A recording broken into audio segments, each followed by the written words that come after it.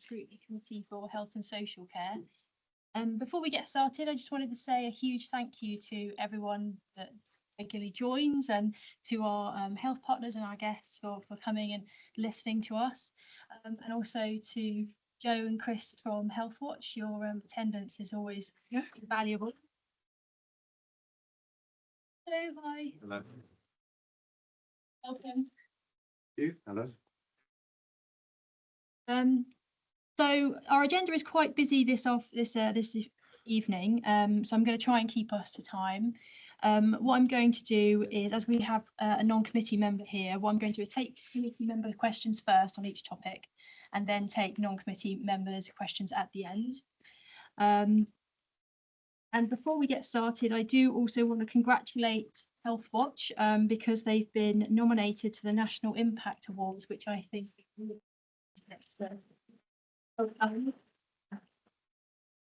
and although this is the last meeting, there will still be scrutiny going forward for health scrutiny, but it will take a slightly different form. But I'm sure we all look forward to seeing you again in the future at meetings, even if they might look slightly different. A bit of housekeeping first. So there are no planned fire drills, but if there is one, exit through this way and follow the signs.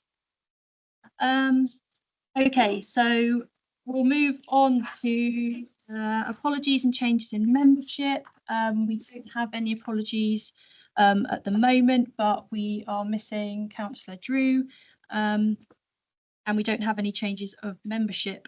Moving on to the minutes. Are there any comments on the minutes from our previous meeting on Monday, the 2nd of December?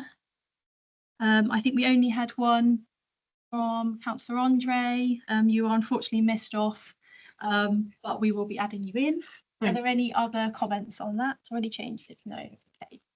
Thank you very much. Yes, I'll sign them now.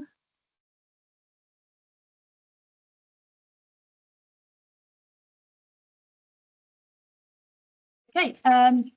Declarations of interest. Can I take any declarations of interest?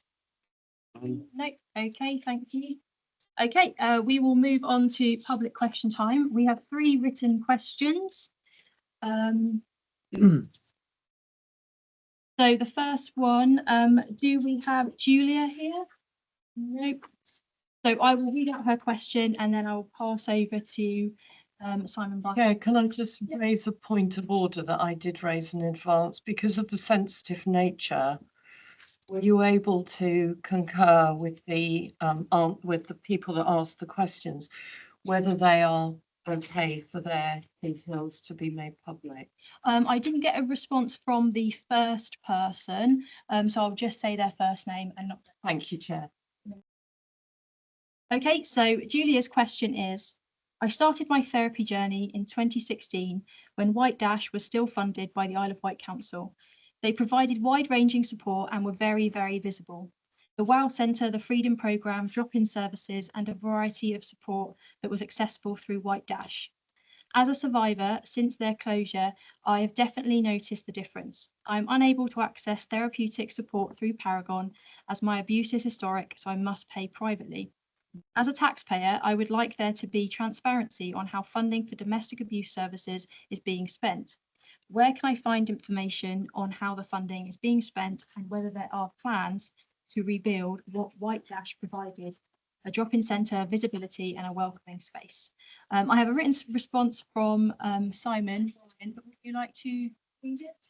I am happy to read it, Chair, but I am mindful of the agenda tonight, but I'm certainly happy to read the response, or I can give a précis. It'll become part of the domestic abuse paper later on, so we can cover it in that then. I think, as I can see the responses for 2 of the questions, I think we can take the answer now. Okay. I think it would be, all right, in case they're watching online, I think it would be good to have their answer now. Very happy to give the response. So the funding for domestic abuse services for the Isle of Wight covers the following. 1, the U Trust, Paragon, which provides services for victims and survivors of domestic abuse. community-based domestic abuse services providing crisis and longer-term support, refuge provision and alternative safe accommodation options, group-based programs, services for children and young people, training, prevention and awareness-raising activity. Secondly, the Hampton Trust provides services for people causing harm on the Isle of Wight.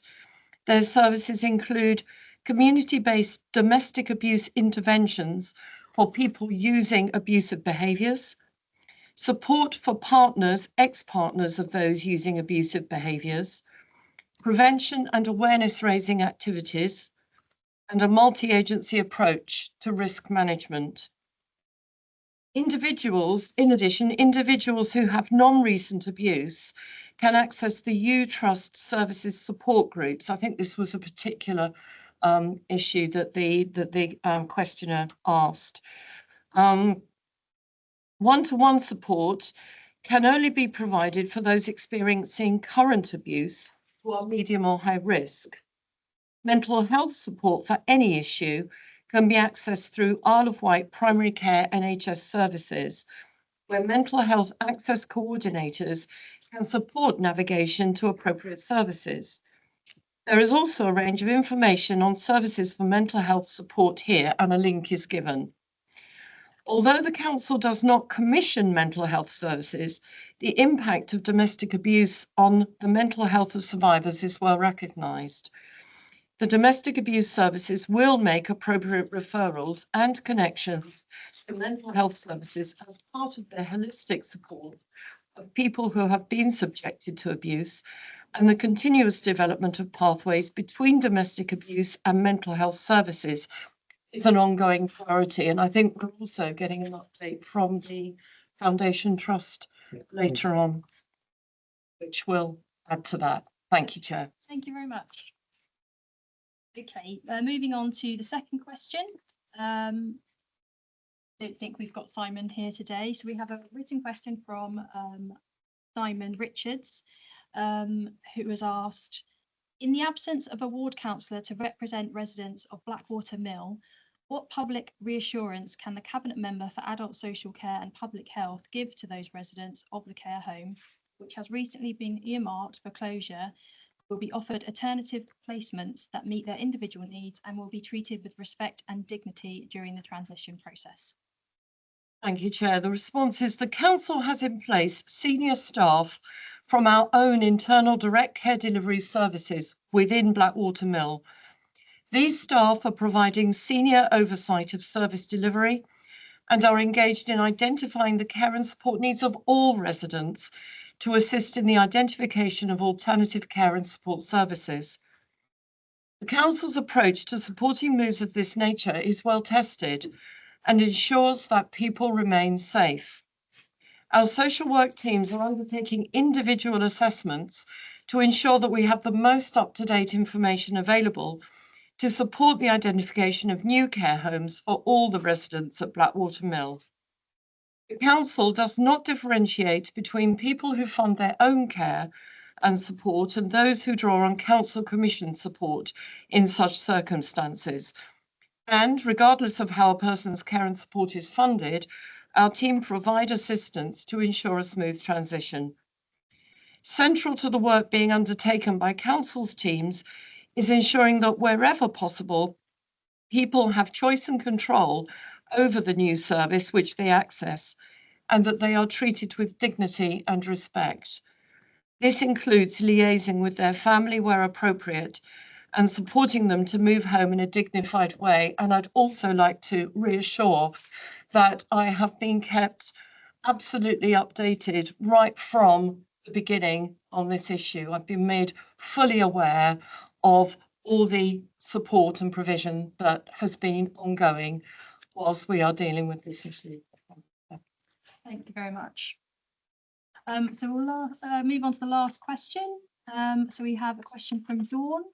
Would you like to read your question out? No. Provide you with this written copy. That would be great, thank you.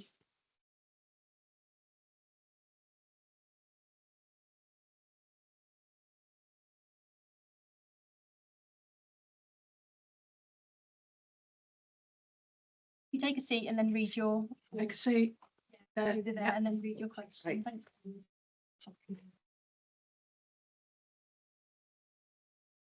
I am a survivor of domestic abuse, including domestic violence. Like many others, the abuse has resulted in a chronic health condition. As such, it is currently impossible for me to work, which leaves my family under real financial strain. I have struggled to access support and have had to fund private therapy, the cost of which leaves me with only £30 of my personal independence payment allowance per week. People like me who have suffered abuse in the past seem to fall through the gaps in regard to mental health support provision on the island, as we are no longer deemed at risk. To wait years for chronic PTSD mental health support is seriously inadequate, as are 6 40-minute online sessions after waiting. What is the Isle of Wight Council doing to support people like myself who have historically experienced abuse and fall through the cracks in the current service? Thank you very much for taking the time to read your question, coming in and sharing that. I think that's really powerful. Councillor Andre, would you like to? Just like to add my thanks as well, and really appreciate you actually. The response is actually very similar to the response to the previous question, but I note that you asked specifically about funding. So just to add to this, you will get a copy of the written response for this. But funding, including £304,000 from the MHCLG in 24-25 budget year, for domestic abuse services on the Isle of Wight, covers the following. And that was, I can read out again, I think it would be helpful, Chair. It covers the services that both the U Trust provide and the Hampton Trust. Right. Do you have a supplementary question? To answer a supplementary question if you'd like to. Okay. Firstly, your response to an earlier question was to say that Paragon have visibility on the island. My husband supports charities involved in domestic abuse and he works very hard at that. He went down Ryde High Street handing out leaflets with the manager of Paragon on the island here. Many people approached him and said, "It's great what you're doing." And he handed them a leaflet and they said, "Sorry, Paragon, who are they?" So I would like to suggest that they don't have a profile on this island. People do not know where to go. They have to be signposted to go there. And then people such as myself are not deemed middle or high risk. Therefore, we are not entitled to support. That is a fact. You suggest that I might go to group therapy, but as somebody that spends maybe 5 hours screaming at night, shouting, as somebody that has a chronic health condition, do you really think that group therapy, a few sessions of group therapy would cover that? Because I have a young child to support. I hear what you're saying. In terms of the visibility of Paragon, I will just say we do publicise. I accompanied a friend of mine to the new diagnostic centre up at St Mary's, and I actually took a photograph on my phone of a poster there advertising specifically Paragon services. But I do take on board very much what you say, and any ideas that you have of how we can actually publicise it, because we need to reach the people that are actually using the service. I would very much welcome that, and in conjunction with Simon. I would be very happy to liaise with you of my ideas. That would be wonderful, thank you. I'll make sure that you've got my email address or however you want to contact me afterwards. Simon. Yeah, and we're developing our work with lived experience, so that'll be part of that. So that's what we're trying to do to really enable our services to be visible and accessible. Just looking at the site, if you do Google Isle of Wight domestic abuse, that comes up first of all. So there is some links where we can make it better. Okay, well, we can facilitate that. So we can't take any more questions, but thank you very much for coming and sharing. And as we have no other members of the public, I take it we are done with questions. So we'll move on to the progress update report. So on the progress update report, we have one outstanding action and we have some actions completed. I'll read through some of the completed actions before I take comments from the committee members on the progress and actions and outcomes. So the 5 litre sharps bins, which committee members will remember that we had a few public questions on this. A press release was issued in December, which the member of public that raised this was very happy about. On dentistry, committee members should have a copy of the 2 letters that we received from Richard Quigley MP and Joe Robertson MP on the topic of dentistry that we discussed at our previous meeting. We'll go over that later in the dentistry update. The poverty reduction strategy, I wrote to the Cabinet Member for Housing and Finance in relation to the disposal of council-owned assets. And I also wrote to both MPs with questions from the committee that we discussed at our last meeting. And Councillor Downer asked a question about access to PSA blood testing for prostate cancer, and a response was circulated to the committee on 9th of December. And our outstanding action is around accessibility standards. Do we have any comments or questions from the committee on that? Okay. Just to mention that our nomination for an award was in relation to work around accessible information standards. Thank you. And we did it in partnership with other local health watch in Hampshire, Southampton and Portsmouth. But and we did that work because people were contacting us about their difficulties in getting information they can understand and in fact read. And there is still a big problem with people, particularly around accessing large print letters from the hospital, particularly Portsmouth Hospital. And it means that people can't read their letters, and it's causing a big problem for people. So there's now an ICB accessible information group set up, which is really positive, to look at the recommendations we made, and to look at best practice as well amongst all the trusts within Hampshire and the Isle of Wight. So we're hoping that that will bring some progress, but it's really important that people focus on these issues, not just in the hospitals, but in social care, GP practices, dentists, everyone, care homes as well, to make sure that people with a variety of needs can get their health and social care needs met. Thank you, Jo. Councillor Downer? Well, thank you, Chair. I'm very disappointed about the fact about the font of size of the letters that people receive, and particularly one gentleman who keeps bringing me up about this very same subject. Surely it's not beyond the wit to make to get somebody to even type out a letter in large font for people. Why should they have to keep on complaining? You know, in this day and age with technology and stuff, but it just seems to me the old-fashioned ways was the best. Thank you, Chair. Thank you, Councillor Downer. Any questions or comments on the progress update? Thank you. Okay, we'll move on to our first agenda item. This is on the topic of the Hampshire and Isle of Wight Healthcare Foundation Trust. So I will hand over to Ron, please. Good evening, members. My apology, first of all, that I've not been able to with you physically this evening. I do intend to be with you at a future meeting, so my apology at the outset. I'll just say a few things in relation to the trust and where we are, and then happily take any questions.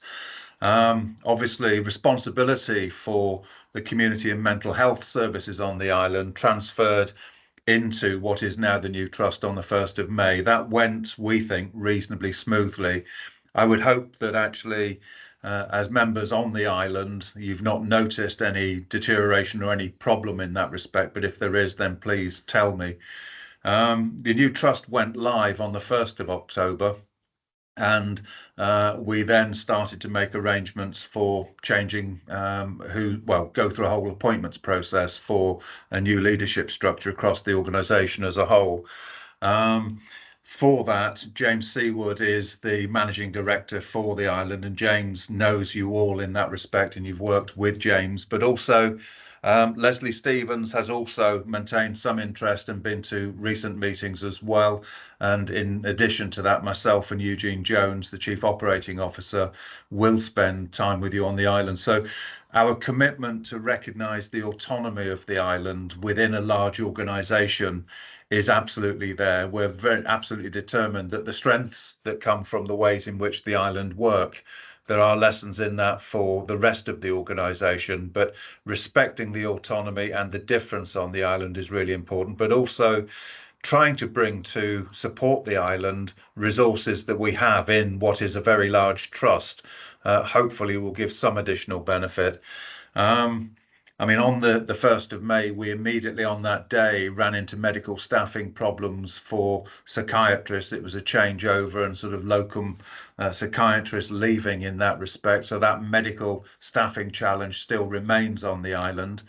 But on the more positive side in that respect, we have managed to secure 3 days a week a pharmacist to work on the wards, and that's sort of is really sort of significant for us in terms of being up at sort of St Mary's. So I think we've struggled to do that over a number of years. But sort of to get that new pharmacist, we're really pleased with. We're also making progress in developing the new primary care service at Riverway, which will complement then the other practice. So the two practices together, we're hoping that we can go live with that in the summer of this year. Clearly securing the GP, securing the wider sort of service, but we are committed to enhancing and providing support to GPs and other primary care services on the island and bringing together additional capacity through that. And then the only other point that I would draw out, it's taken us a couple of years to get to this point, and this is long before the new trust, but the £6.7 million investment in the new Health and Wellbeing Centre.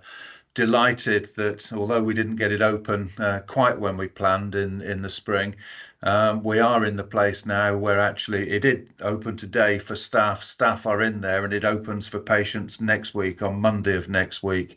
So, huge credit to everybody that's been involved in that, and sort of a really great resource, frankly, in terms of bringing together a whole range of therapy and sort of other services into the one place right in the centre of the town. So that's all I would report on at this stage. I'm very happy, Chair, to take whatever questions members may have. Thank you very much, Ron. Thank you. And thank you for providing this update as well. And it's looking forward to seeing some of those things take shape going forward. Okay, do we have any questions? We'll take yours at the end, Michael. Any questions from committee members? Yep, Jo. Thank you, Chair. I've just got a question about district nursing capacity. We understand there have been issues with capacity across the island, and I wonder what the plan was to address that. Well, I'm sorry I can't give you a direct answer to it. I will take the question away and come back to you in that sense in terms of what's happening on district nursing. I do know that more broadly, we've got challenges in recruitment of district nurses right across Hampshire, as well as challenges on the island. But if you would allow me, I will give you a written response back. Thank you. I've just got one brief question, if I may, please, and that's this: that On the report, you speak of planning consents which will enable new doctor surgeries, etc. And obviously I welcome those. But my question is, it now seems that the ability of a surgery to meet new housing development is now a material planning condition. And what the ICB seems to do now is they issue a statement saying, for example, dealing with Brookside, there's been a planning application in the area which would increase the amount of demand on Brookside, which is already, I think, 200% over capacity. What the ICB recommends is 2 extra consulting rooms. Now, is that really going to help the position to have 2 extra consulting rooms? I've always understood the real problem to be lack of staff. I'm afraid I don't know the detail of that application and that development. Again, I can actually get sort of a written response back to that. I mean, the challenges that we have, so this new organisation delivers primary care services in 4 locations, including the island. We have struggled to recruit staff, not just the GPs, but other professional staff into those services. The position with GPs has in fact improved in recent times. So in Southampton, we're in the place now where there are no locum GPs. We're fully recruited to with permanent GPs. We hope to repeat that fairly quickly in Gosport, where at the moment it's all locum GPs. And we hope that from building up basically a much bigger cadre of GPs and looking at how we actually provide support, primary care support across Hampshire and the island, that we may be able to get more capacity supporting the island, but the intention will be is to recruit to sessions on the island. But in terms of 2 consulting rooms and capacity for that, I don't know what the planning application was in terms of housing and how much additional demand that actually creates. But the ICB is responsible for working through those issues and commissioning an appropriate level of capacity. So we will work with them around that. Okay. I mean, I only raised Brookside because it's an example. It's really the principle. I wanted really to know whether or not providing in general what is being recommended on planning applications that will increase the number of patients attending a doctor's surgery. What is being suggested by the ICB board in most cases is simply increasing the physical size of the building, or in the case, for example, of Brookside, not actually building anything new, but reducing a waiting area to enable 2 extra consultation rooms. And I just wondered if that is really going to help, not specifically to Brookside, but what the view was, whether or not that was the real issue. I didn't think that lack of space was the real issue. I've always thought it was lack of staff. So I wondered what the point really of these recommendations is. Ron, do you mind? Sorry to jump in. You're welcome to answer that if you want. But I just thought, as we're covering GPs in a later, I can pick that up. yeah, Sure. we can pick up that in the later discussion. Is that okay? No, I'm happy with that. Yeah. Of course. Is that all right, Thank Ron? you. I mean, what I would say, the only other point, if it comes up later in the meeting, is that working with ICB colleagues, we're clear that GPs have got to have doable jobs. We have to create enough GPs providing service. We have to do that in order to sustain and to retain GPs. So, depending on the additional size of the caseload in that respect, the main focus is about recruiting and retaining GPs. Not the space. Ron, it's not just about GPs though, it's about the back services as well. So, local surgeries in my ward anyway, people complain about the length of time that it takes to get through on the phone. And the only way to get an appointment is to actually go down and physically do it, and even if they're not well enough to do so. Okay. So, I mean, those standards in looking at all primary care, those are the sort of the standards, the access standards, where we are looking and where we are being measured in terms of what we do. So that needs to be an area of focus for improvement in that respect. I'm not sure of the detail at this stage. On the topic, while we're speaking about recruitment and staffing levels, so I know in your report you mentioned about the pharmacist, and it was noted that that was a sort of success story about overcoming recruitment challenges on the island. And I was wondering if you could elaborate on what lessons learned from that experience that you might be able to replicate in other recruitment problems, and also are there any areas where there are recruitment challenges, particular departments? Again, I do apologise. I mean, I don't have that detail to hand. James will have that detail. But in terms of flexibility or approach to sort of recruiting pharmacists or GPs or others, I think the main lesson that we've picked up as a fairly large, I mean, we've got 11,000 staff across the organisation.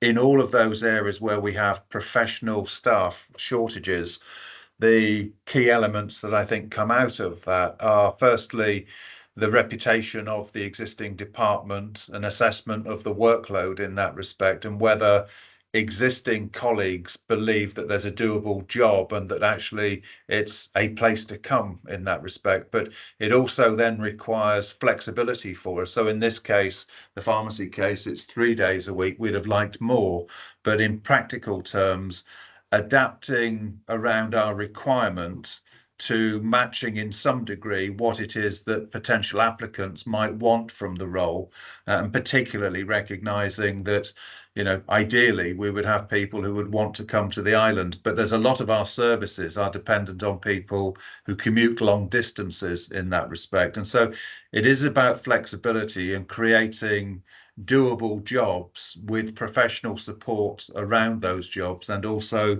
making sure that things like the point that was made earlier about the facilities, having decent facilities for people to actually do their job. It's a mixture of things in that respect. Thank you very much, Ron. Are there any other questions from the committee? I've got a couple more and then I'll come on to you, Michael. As we've had a question today about mental health support, Ron, I was wondering if you could tell us what the current waiting times are for our mental health services, and how this compares to previous years. I appreciate you might not know off the top of your head. Thank you. So for the key access, urgent and emergency access standards, we meet those standards in terms of response. I think sort of linking to what people said at the start of the petitioner said at the start of the meeting in particular, I think the real challenge is for those people whose needs are not deemed to be high enough to actually get into some of the professional supports and some of the professional services.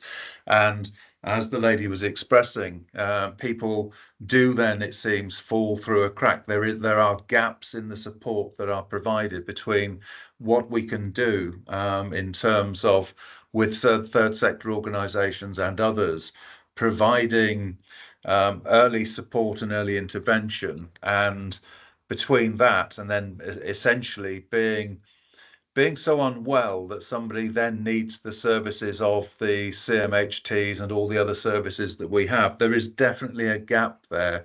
And the expansion of the talking therapies, the expansion of some of the other things that we're trying to do, it is still the case that there is a gap. And I think that's where the main challenges are, that somebody might not deem to be in need of a particular therapy, and they might be told that actually it is a 1 year or a 2 year wait, but that's a small number of people. But actually it is really, really important for those people that they're not finding anywhere else where they can get support for their mental well-being. So there are challenges in that, but it's not around people who are in crisis, and we have some challenge around getting people into a bed when they need to have a bed. So if somebody has been sectioned and they're in need of a bed, there is a challenge there, but that is generally speaking resolved within a day or so, within a day or two.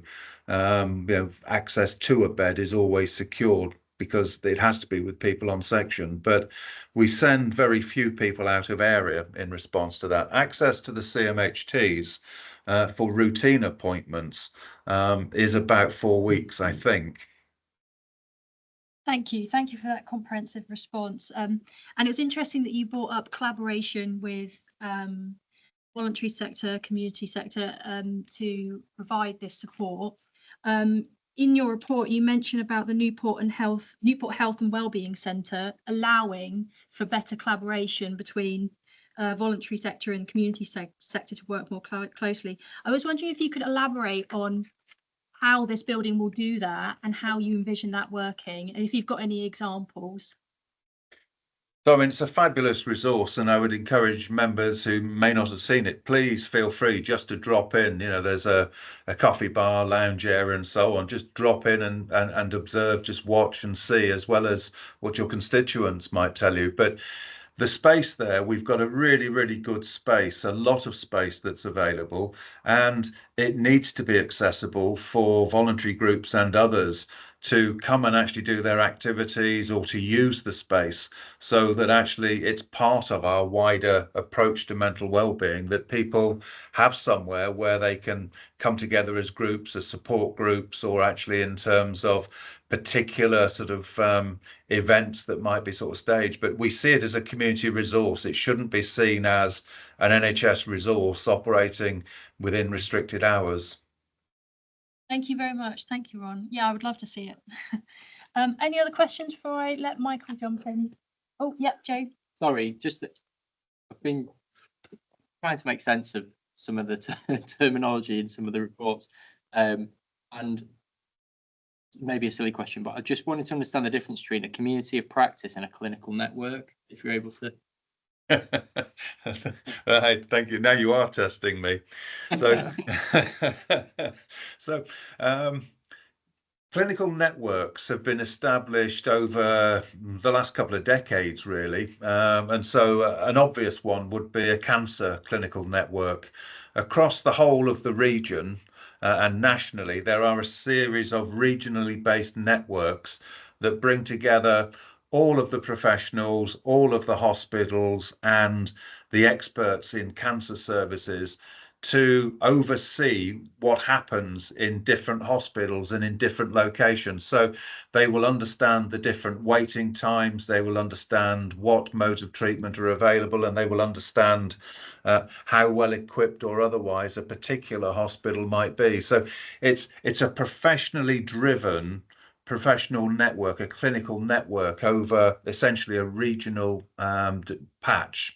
And those regional patches are held to account nationally. So you can actually see that if there's either a new drug on the one side of it or a new treatment regime, or if it's the case that actually the access standards for a particular geography are not what they need to be. That's why there's such a scrutiny of it nationally and why it's so clear about the delivery standards. So those clinical networks operate for a whole range of specialties in both physical and in mental health in that respect, but they're driven by the specialists essentially who know best about actually how services are organised and sort of developed.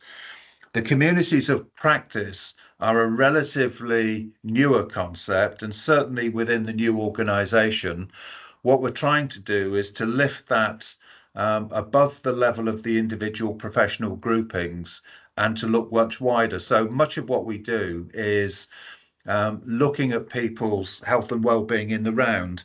So we might want to have mental health expertise and talking therapies, but we might want it alongside actually sort of exercise coaches and MSK specialists and people with other contributions to bring to a discussion. If you look at the needs of the older person, we would combine physical approaches to health and well-being with mental health approaches to mental health and well-being, and that would be a community of practice. So the old age is one, old age and frailty. We're bringing together people from all backgrounds and specialties, including people beyond the NHS, as part of those communities of practice, but they are drawn from a combination of people with lived experience and professionals in different ways, but they are at this stage in their development. They're not fully established yet. Thank you. Thank you.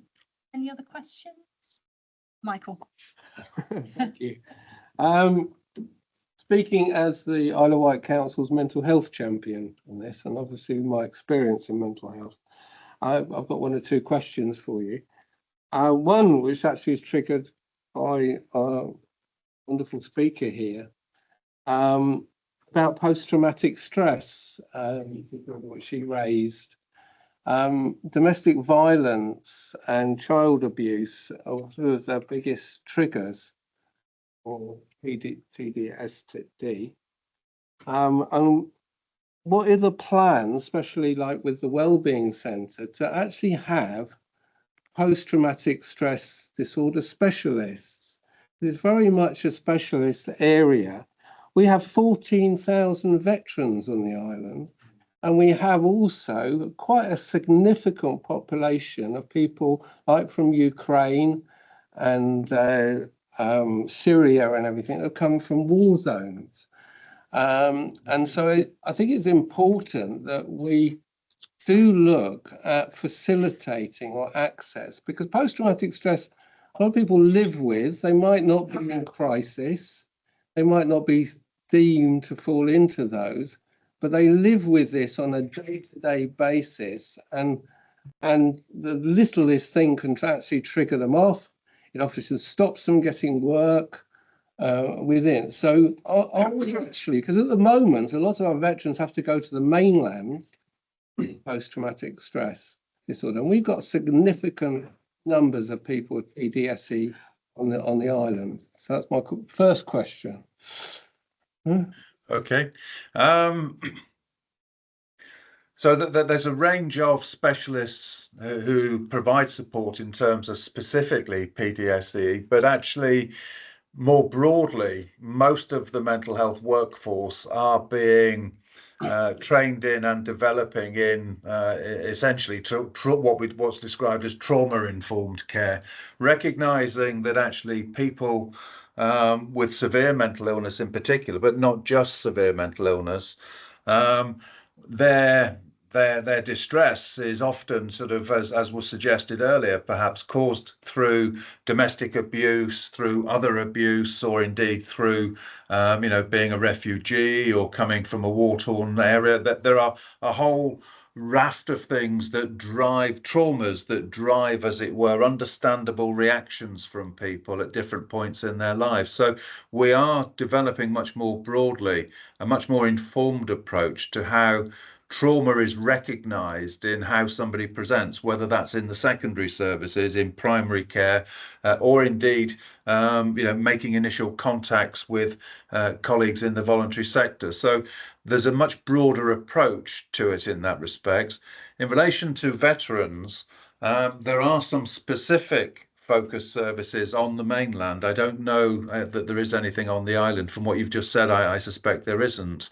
But there are some specialist services which are focused on veterans and current service people in that respect, and indeed their families. So trauma within the family as well as for the veterans or the service people themselves.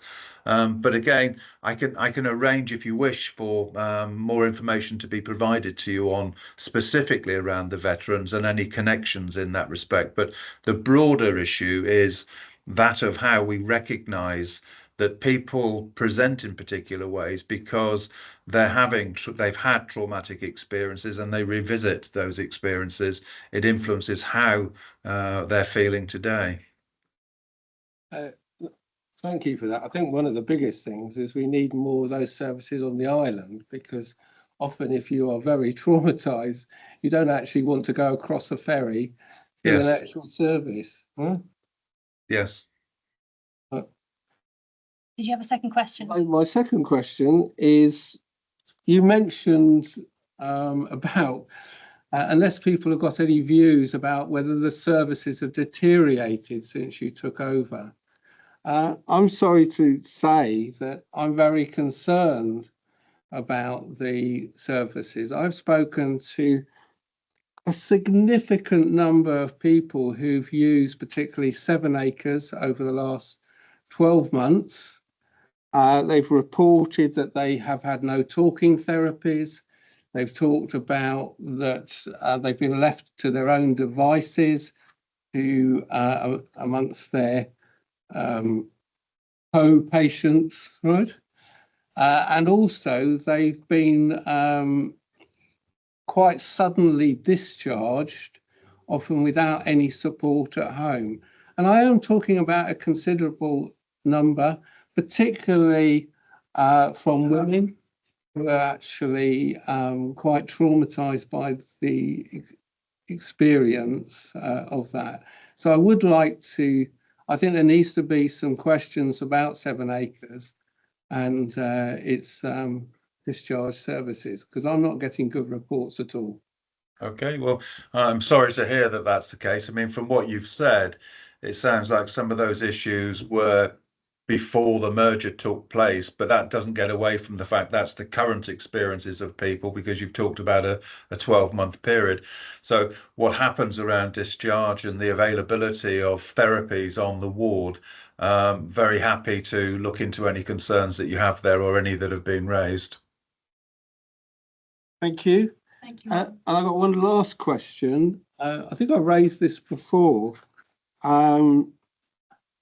On the island, we've very much seen adult services starting at the age of 18. Whereas if you go across the country, it's children's services go up to 25, which has always been seen as the most progressive model. I believe within your new services, you have 18 to 25 in areas like Portsmouth, but you're still on the Isle of Wight, adult services start at 18. And also, I think in Southampton as well. When are you going to get consistency? And when are we going to get good practice on the island? Because children's services should, mental health services should go up to 25. It's proven practice. Why isn't it happening on the island? Okay, I agree with you in terms of the 25 upper limit in that respect. And as you point out, there are inconsistencies across the whole of Hampshire and the Isle of Wight. In some services, we are still operating to 18. In others, it's 25. The ambition is to get to 25 and to actually standardise in that way. When that is, I'm not clear at this stage. Okay. Thank you very much, Ron.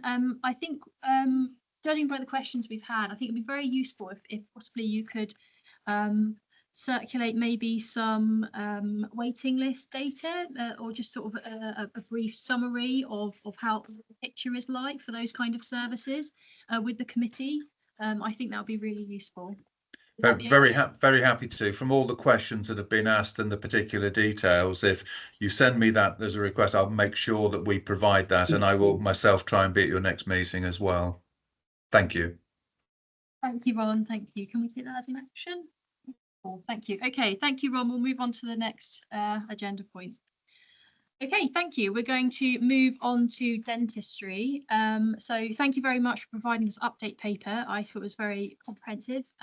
Would you like to give an overview, James? Yeah, thank you, Chair. And it'd be remiss of me not to note the fact that it is the last meeting of the group, and obviously to thank the committee for all their support and all their interest since I've been attending quite regularly, I think, over the last 12 months. So thank you. And not just within this room, I've had support from you, Councillor Andre, Joanna and Simon outside the meeting with external conversations, which have been really helpful as well. So I just wanted to sort of note that and thank you. Dentistry has been the main area of focus. So we did have a detailed update in December and a substantive item at the meeting in January. So I don't intend to go through the paper in huge detail. I'll take it as read. I think the only things I would highlight really is the paper again sort of provides an overview of the progress we've made in sort of practical actions to improve access to dentistry. So we've talked about how we've increased the UDA rate, and we've talked about how we've worked in partnership with dentists on the island to deliver innovative solutions. So I think one of the things we have reflected at this group is that the national contract can work against us at times and doesn't always follow through to what we need to do locally. But I think one lesson over the last 12 months has been our ability to work in partnership with practitioners on the island to deliver local solutions, and long may that continue. When I was last at the group in December and January, I talked about the recent procurement that we've undertaken. So we're looking at an additional 68,000 UDAs. That's currently going through moderation, but we're confident that we have a number of suitable providers that can step into that space and provide more activity next year. And we hope to provide an update on that at the end of April. I think the other thing just to sort of note and to thank again the committee for their support is your engagement with local MPs, and both of them have made very strong statements in the House in relation to the need to reform the dentistry contract, which has of course been very welcome. And Richard Quigley has arranged a meeting next week for myself and some local dentists. Again, the gentleman on my left, but 3 other dentists on the island as well. So hopefully that will be helpful in terms of the MP understanding some of the realities moving forward. I think the only other things to sort of point to in the report is that nationally there was an announcement last week around the national drive to increase the number of urgent dental appointments by 700,000. Hampshire and the Isle of Wight, that means an additional 30,000 urgent dental appointments per annum. And one of the things we will be looking at moving forward is what other solutions exist beyond core UDAs and core contracts. So we'll be looking at what that urgent care model looks like on the island, and also looking at how we can extend initiatives like the mobile dental unit to ensure that we're addressing need as it exists in the island, but also touching on conversations we've had and conversations I've had with Councillor Andre.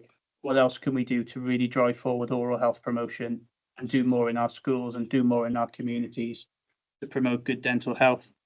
And again, I think, Joanna, you probably agree, a lot of these items you've raised in your report, and then clearly we can demonstrate some progress. We're not there yet, we're not perfect, but it's going in the right direction. I hope with things like the procurements and the additional activity that we're commissioning, we will continue to see that increase in activity. So I'll stop there on dental and take any questions. Thank you very much, James. I think before we move on to questions, and I'll have you first, Joe, I think I'd like to offer Ed and Phil a chance to speak, if you would like to. Yeah, of course.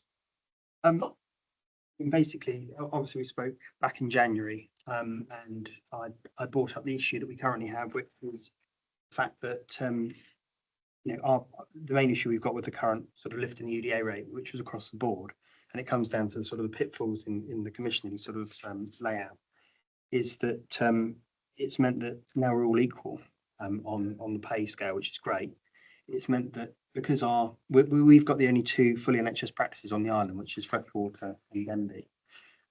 But as a result of that, it's meant that for recruitment especially, we're kind of on the back foot now, because all of the other providers on the island, which are NHS and private, they've obviously got the ability to sort of bump up their income potential with the private leg of their income stream, whereas our entirety of our income is solely from our NHS contract.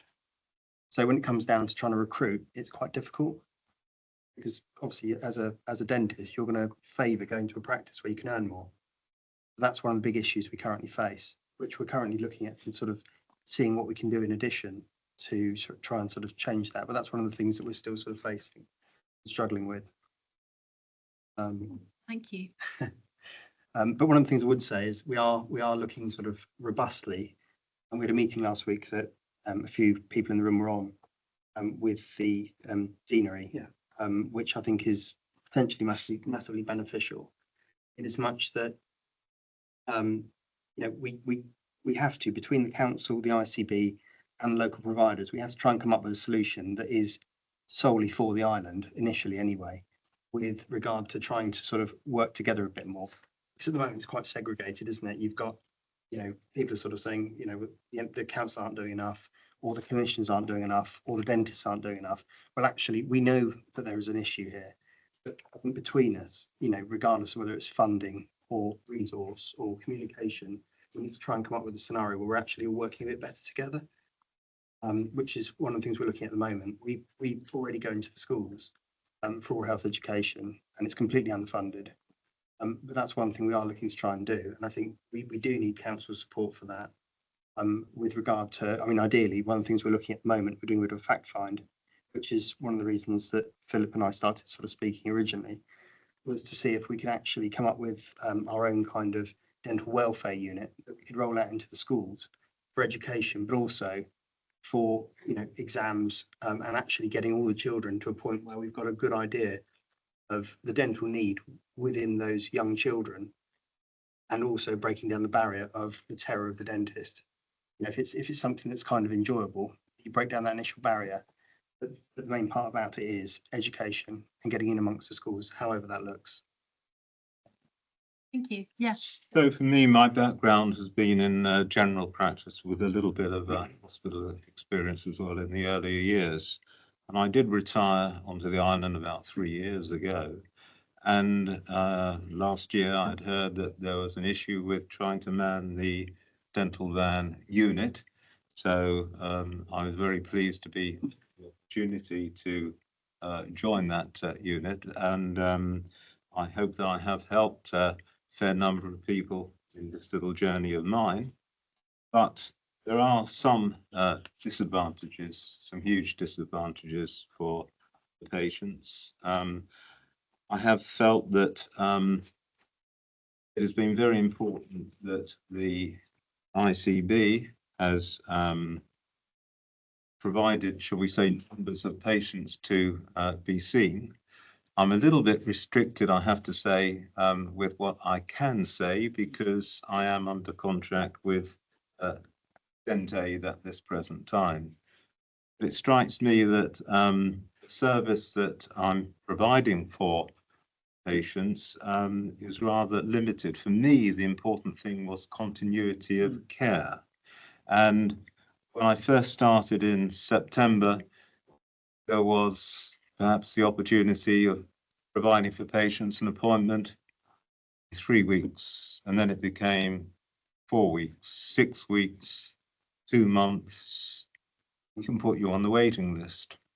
So patients have been so pleased to have had the opportunity to see me, and I'm sure other areas of the county.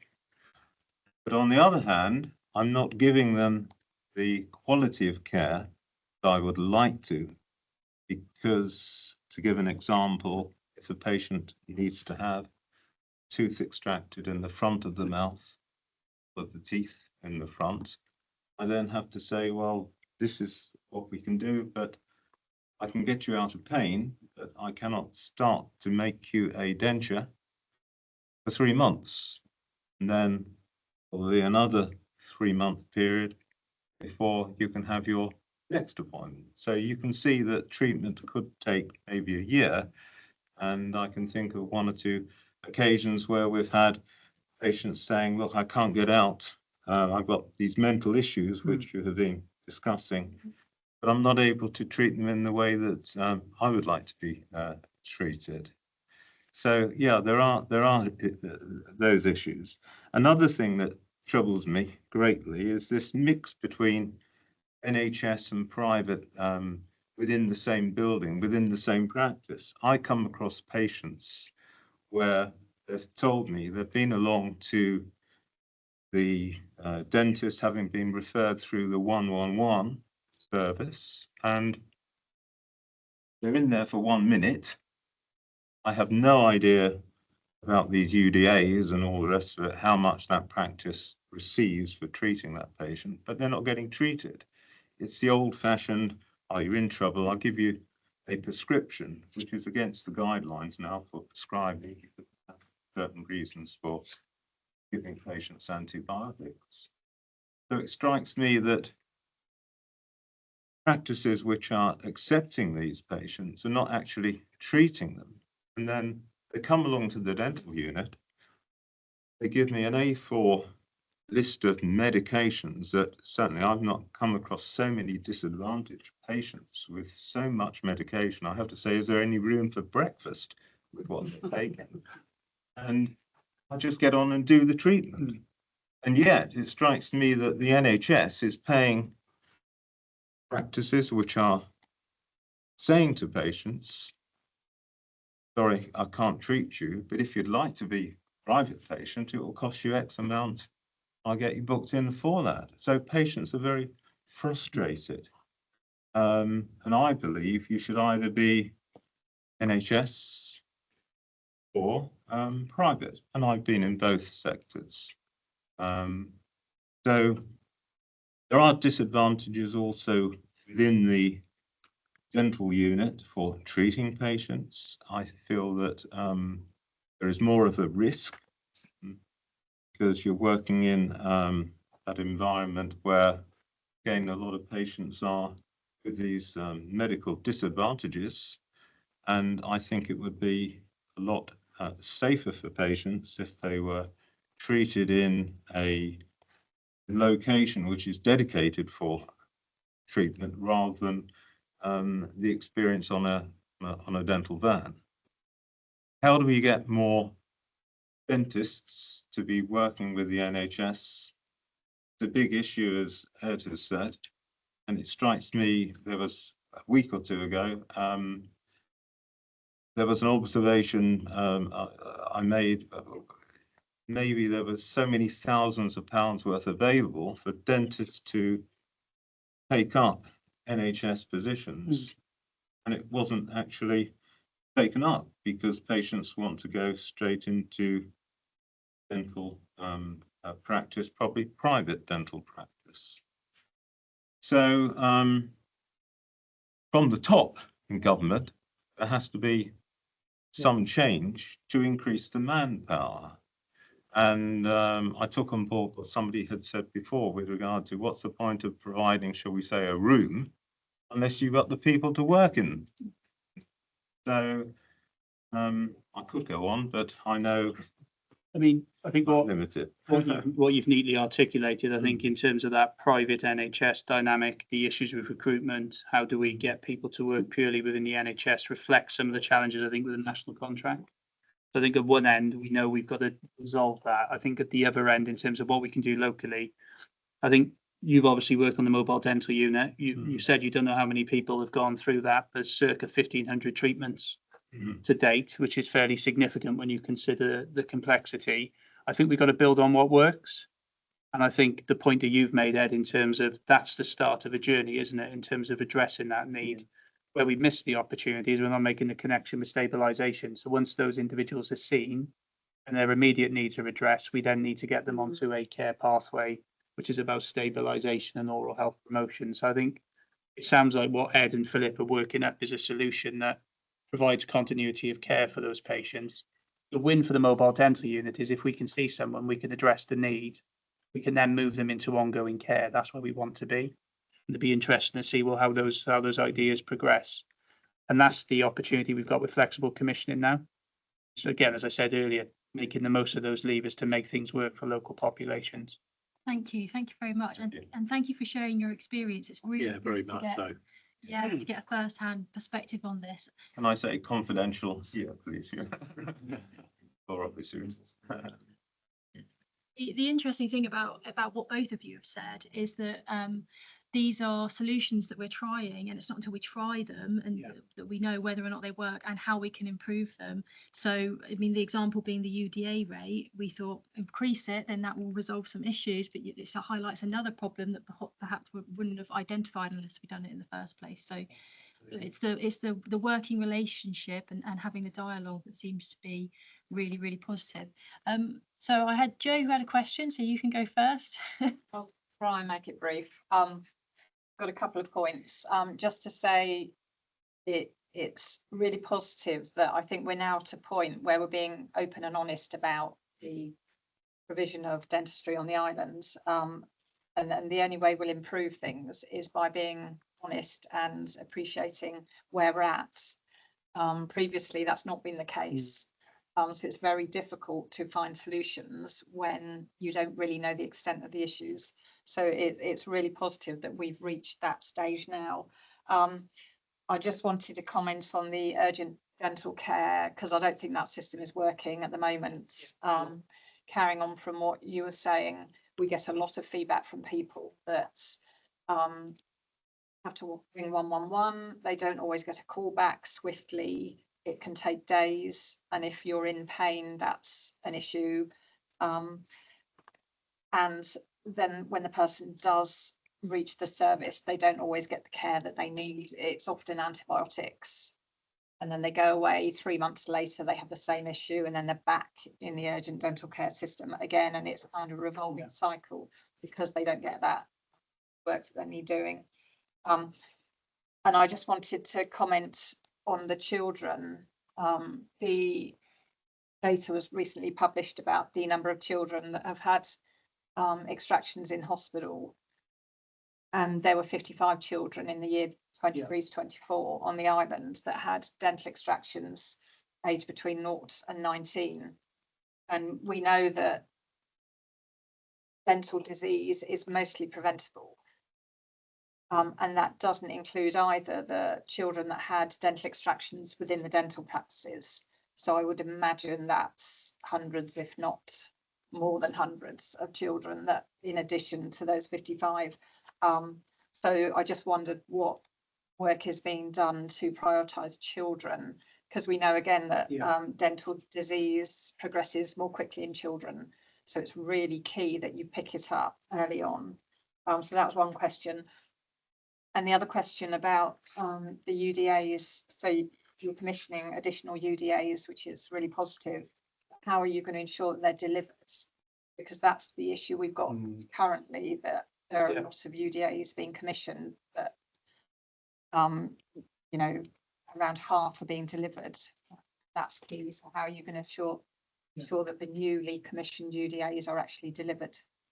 I'll take the second question first. I think, as I said earlier, I think the UDA utilisation rate has improved on previous years. I think for Hampshire and Isle of Wight, it was 36% last year. It's up to about 42-43% to date. So it's gone in the right direction, but in no means is it solved. I think there's a number of issues there. One is making sure that we are procuring practices to provide NHS capacity. And I think the procurement that we have embarked on and we have finalised will ensure that we have a collective of stable NHS dental providers on the island.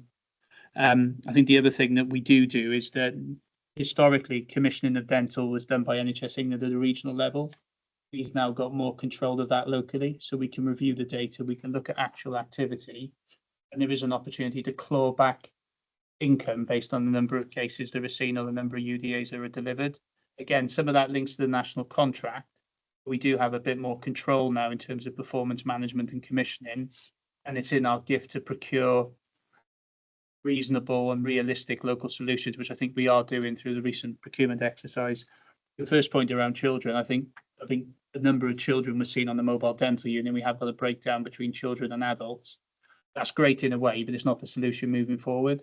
I think what Ed's reflected and what Philip's reflected in terms of the need to go out, to go into schools to promote oral health promotion is the switch we've got to achieve next year. I think again, that's something we can collectively do with social care and the education teams on the island to do that properly.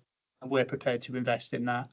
And we've also had a mandate nationally to invest in urgent care now, with the national targets. So I think we've got a very clear view in terms of what we've got to focus on. So that's helpful. Sorry, just a quick point on that. One of the things that we have really struggled with historically, which is why this would work in a twofold manner going into the schools, is on average each month at Denby, for instance, without Freshwater, just Denby House, we have about 80 patients not showing up for their appointments. Yes. Which is about 3 days of surgery time that we just give away. So the dentist is completely wasted for 3 days a month. All of the staff, everything, all of those resources completely wasted. Now, obviously, we have to work within our guidelines and our contract, and we can't just strike patients off. We can't pre-charge them. So there's no real incentive to stop them doing, to sort of incentivize them to turn up. They get 2 strikes and then they're out. That's generally how it works, unless they've got good reason. But the majority of patients that don't turn up, unfortunately, are children, and because the parents aren't bringing them. So once again, that would make a massive difference on the island for us as a business, but also as far as care goes, we would then have potentially 3 days of extra surgery time that we can then use for other patients if we were able to go into the schools and deliver that care. So that's the thing. Whatever you do, there are always, sort of counter benefits or issues. But yeah, that's just a point on that. Yeah. Can I just follow on from that point around, because that made me say the number, but that would seem like a large portion of appointments not being made. Is there any work being Not being taken up. not being taken? Sorry. Made, yeah. Yeah. Sorry. Yeah. Is there any work going on to understand? Yeah, I mean, I'll touch on that when we talk about general practice, because as challenging as it is for dentistry, I think on the Isle of Wight in 2024, we had 57,000 appointments where people didn't attend. So one of the things that we are looking to do through our communication with the public is A, recognising that scarce resource and use it properly, but B, talking about primary care as a team. So particularly within general practice, we're encouraging people to think about primary care as more than just a GP. Through our communication program, it's called this takes a team. You can see a pharmacist, you can see a nurse, you can see a sort of a social prescriber. So there's twofold elements to communication. One is you need to make people realise they used to use a scarce resource properly and not waste it, because that waste is a wasted opportunity, as Ed's outlined. And again, thinking about things we can do together, there may be some communication we can do broadly on the island in terms of making best use of public services when they're available. 57,000 appointments in 24. When you consider that we delivered an additional 117,000 extra appointments in 24, that's almost half of the additional capacity we provided, which wasn't taken up. So there's a real issue there, isn't there? And something we've got to be more challenging about. I think. Yeah, Councillor Down. Well, thank you, Chair. Yes, just touching on the missed appointments. What reasons do people give for that? I mean, modern dentistry, I used to be afraid of the dentist when I was a nipper. They wasn't very good then, was they? No. But modern dentistry, no, I've got no fear of it. So why do they, what are the main reasons that they give? So there are many things. So basically, we've got a very robust reminder service. So we send out letters, we send out text message, we email. For many patients, we'll even call them. But even with all of that resource and expense and, the sort of triggers that we put in place, they still don't turn up. And, you bring them, I forgot. And especially with children, they know that they can't get struck off, the parents. So, and you'd be amazed, having actually worked, because I thought, well, I'm not going to have this continuing. So I've actually been on reception many a time now, and actually called the parents myself. And they couldn't care less. A lot of them, unfortunately, because they know that they can just pre-book for next week. Surely they should have a conscience because they're responsible for their children, aren't they? You would kind of think. Thank you. Thank you. So you mentioned about being able to give that care in schools. Is that something that happens elsewhere as an example? It's something that used to happen a long time ago, and we used to have school dentists going out. I'm sure most people can remember that. Yeah. But there are services elsewhere in the UK where different sort of ideas are put into place by local councils and local commissioning. But it's something that we're working on here. I mean, one of the things that I won't go into great detail because it could go on forever. One of the things we're kind of trying to sort of look at, and we haven't put it together properly as a plan, would be that we would actually go to every single school on the island for a set period of time and try and actually scan every single child to a point where, because there's no radiation risk or anything like that, we literally then try and build up an actual data pool of children potential risks for the future with regard to orthodontics or gum disease or early caries or whatever that may look like. So you can actually build up a proper realistic data pool of future dental need on the island within those younger age ranges. That's one of the sort of the things we're trying to sort of. We are exploring it in Southampton as well. So Simon obviously know the DPH in Southampton, and they're looking at it. They've got some really good data in terms of health inequalities for 0 to 10-year-olds. Actually, it's quite bad. Yeah, Councillor Smith. Thank you. I'm a relatively newcomer to this committee, so I may be showing my lack of knowledge here, but I'm going to risk it anyway. That is this: the two gentlemen. I know you're Mr. Day, and I can't see your name. This wrong angle. If I've understood you correctly, the position is that in the sense of MB House, etc., they're going to be, as I understand it, NHS dentists. Is there an opportunity, do you think, of, because most of these solutions, I mean, reading the MP's comments and also the minister's comments, the solution to the dental problem nationwide and on the island seems to me to be fairly long-winded. It's not going to happen quickly. I mean, for example, couldn't dental surgeries, if there were to be a change in the law and all dental surgeries had to take on a minimum of whatever is a workable percentage of NHS patients, wouldn't that, so say for example, a private practice, if the law were to be changed and or as it were, the code of conduct by the professional body. So say, for example, if all dental practices had to take on 20% NHS patients, and if the cost, because I read in the papers that the amount of money that dentists can receive for NHS patients may be going up, so it may not be so sort of unpalatable at the moment.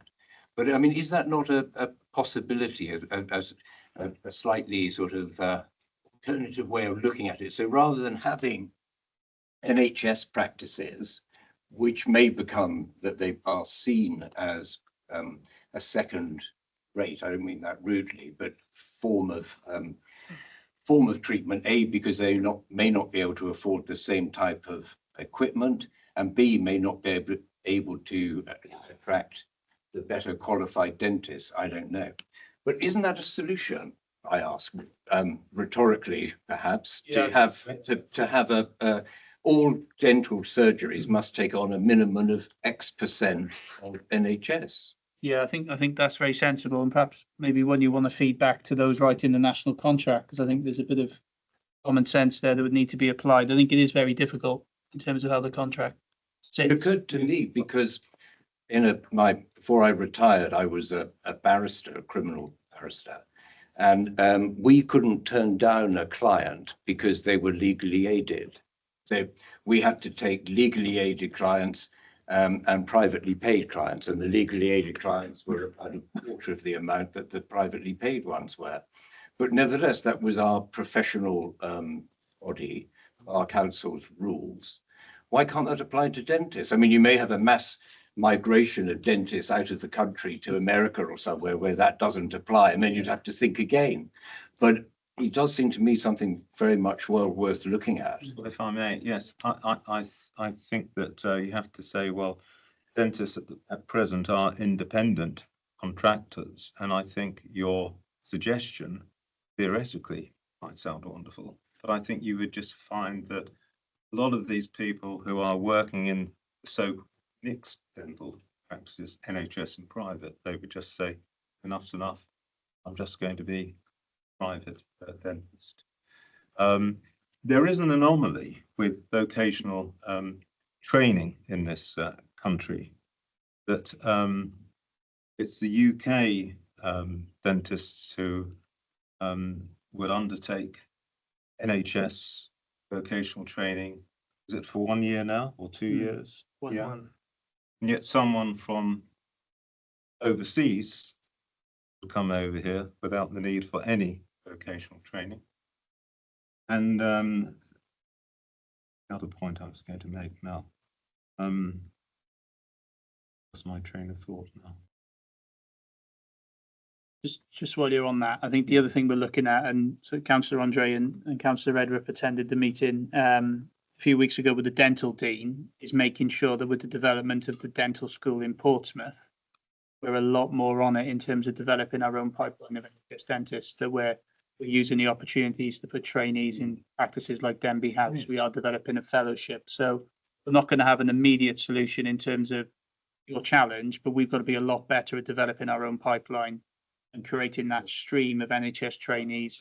I still think that there's an argument there. I mean, I do agree with you entirely. The gentleman at the end there, again, I can't think of your name. Yeah, Philip. Yeah, gentleman at the end there said, well, people might just go entirely, dentists might just become entirely private. But if that were either against their professional regulations or a matter of law, so that they can't be 100% private. That's the end of the problem. Now, the problem, all I could see would be that some dentists might go to a different country.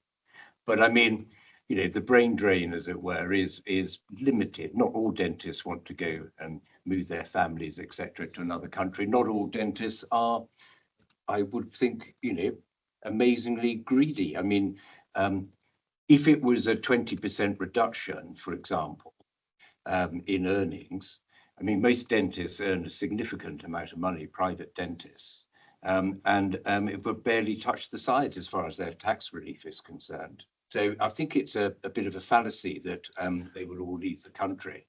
So I think the solution, I have to say, is to lobby the government to change, to say if you want to have a private practice, it must have a percentage of NHS. At present, a newly qualified dental surgeon can go straight into private practice without any vocational training. I don't know whether you were aware of that.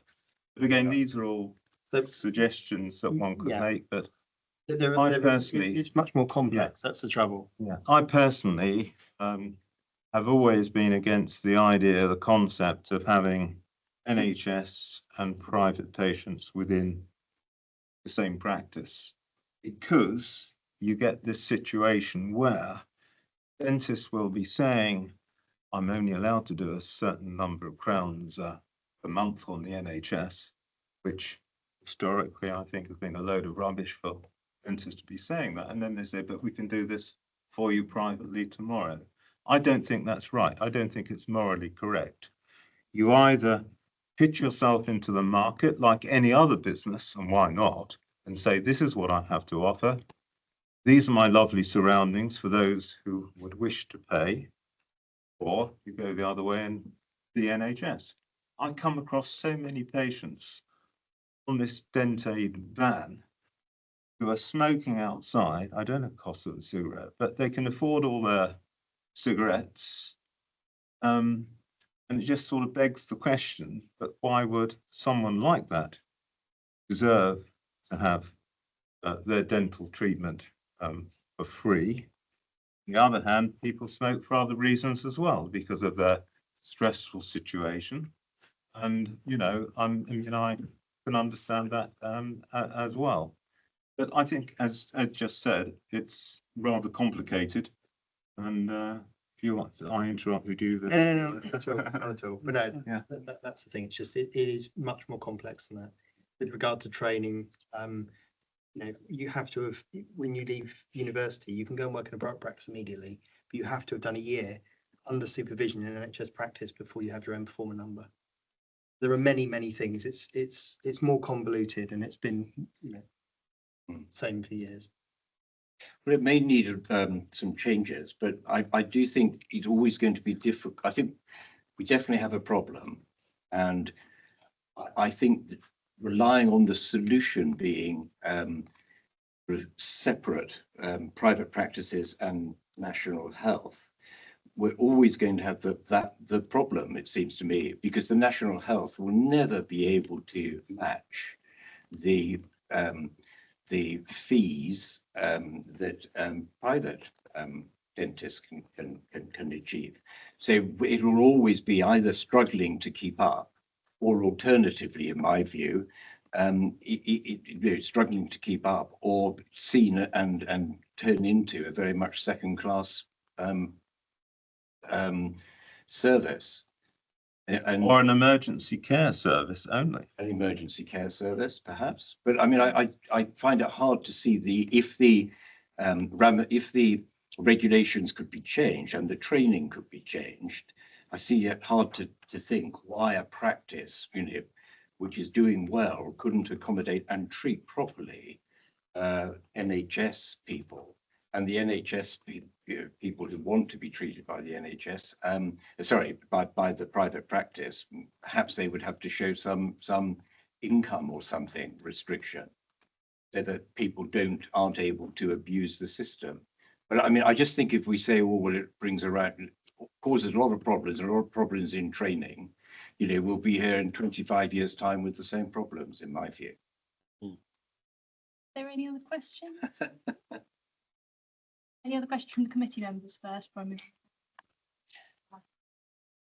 I move Just wanted to raise the issue of oral and mental health, because my experience is that if this is not working up here, it's very likely you've got very bad teeth.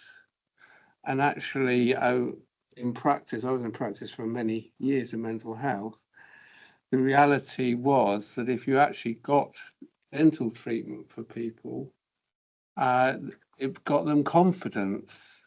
Because if you actually have teeth, particularly if it's happened as children, you lose your confidence. You don't necessarily want to eat in front of people. You'll often find people that have got trauma cover their mouths because they're embarrassed about their teeth. It has a whole kind of effect right through. And what's always sort of failed me over my decades of working is the joined up thinking. Why aren't we got oral and mental health services working together? Because if you're talking about well-being and having a well-being centre, why haven't you got a dentist inside that well-being centre?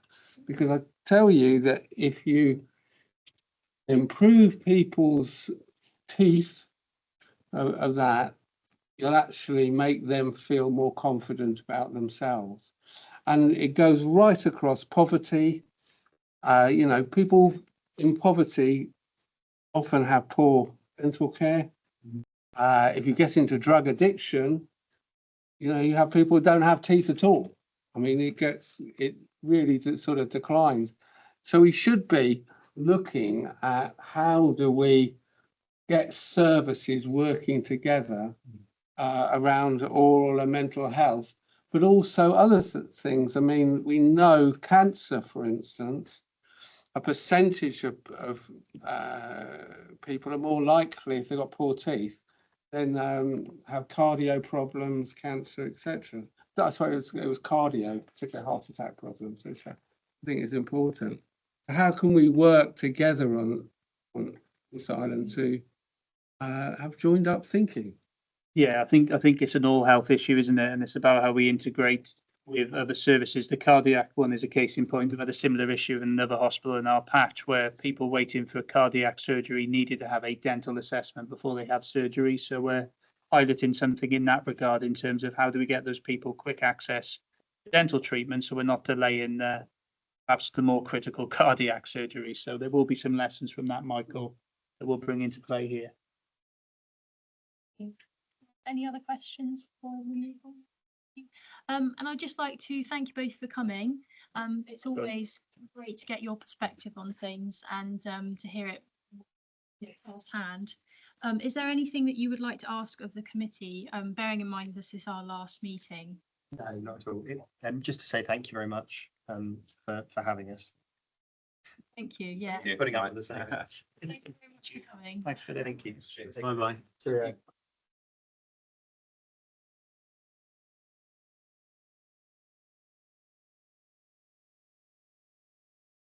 Okay, thank you.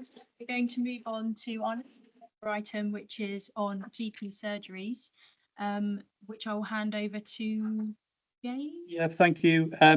Again, I'll take the report as read. I think the one point I will make, and I think the report draws this out, is there's continues to be significant demand on GP surgeries on the island.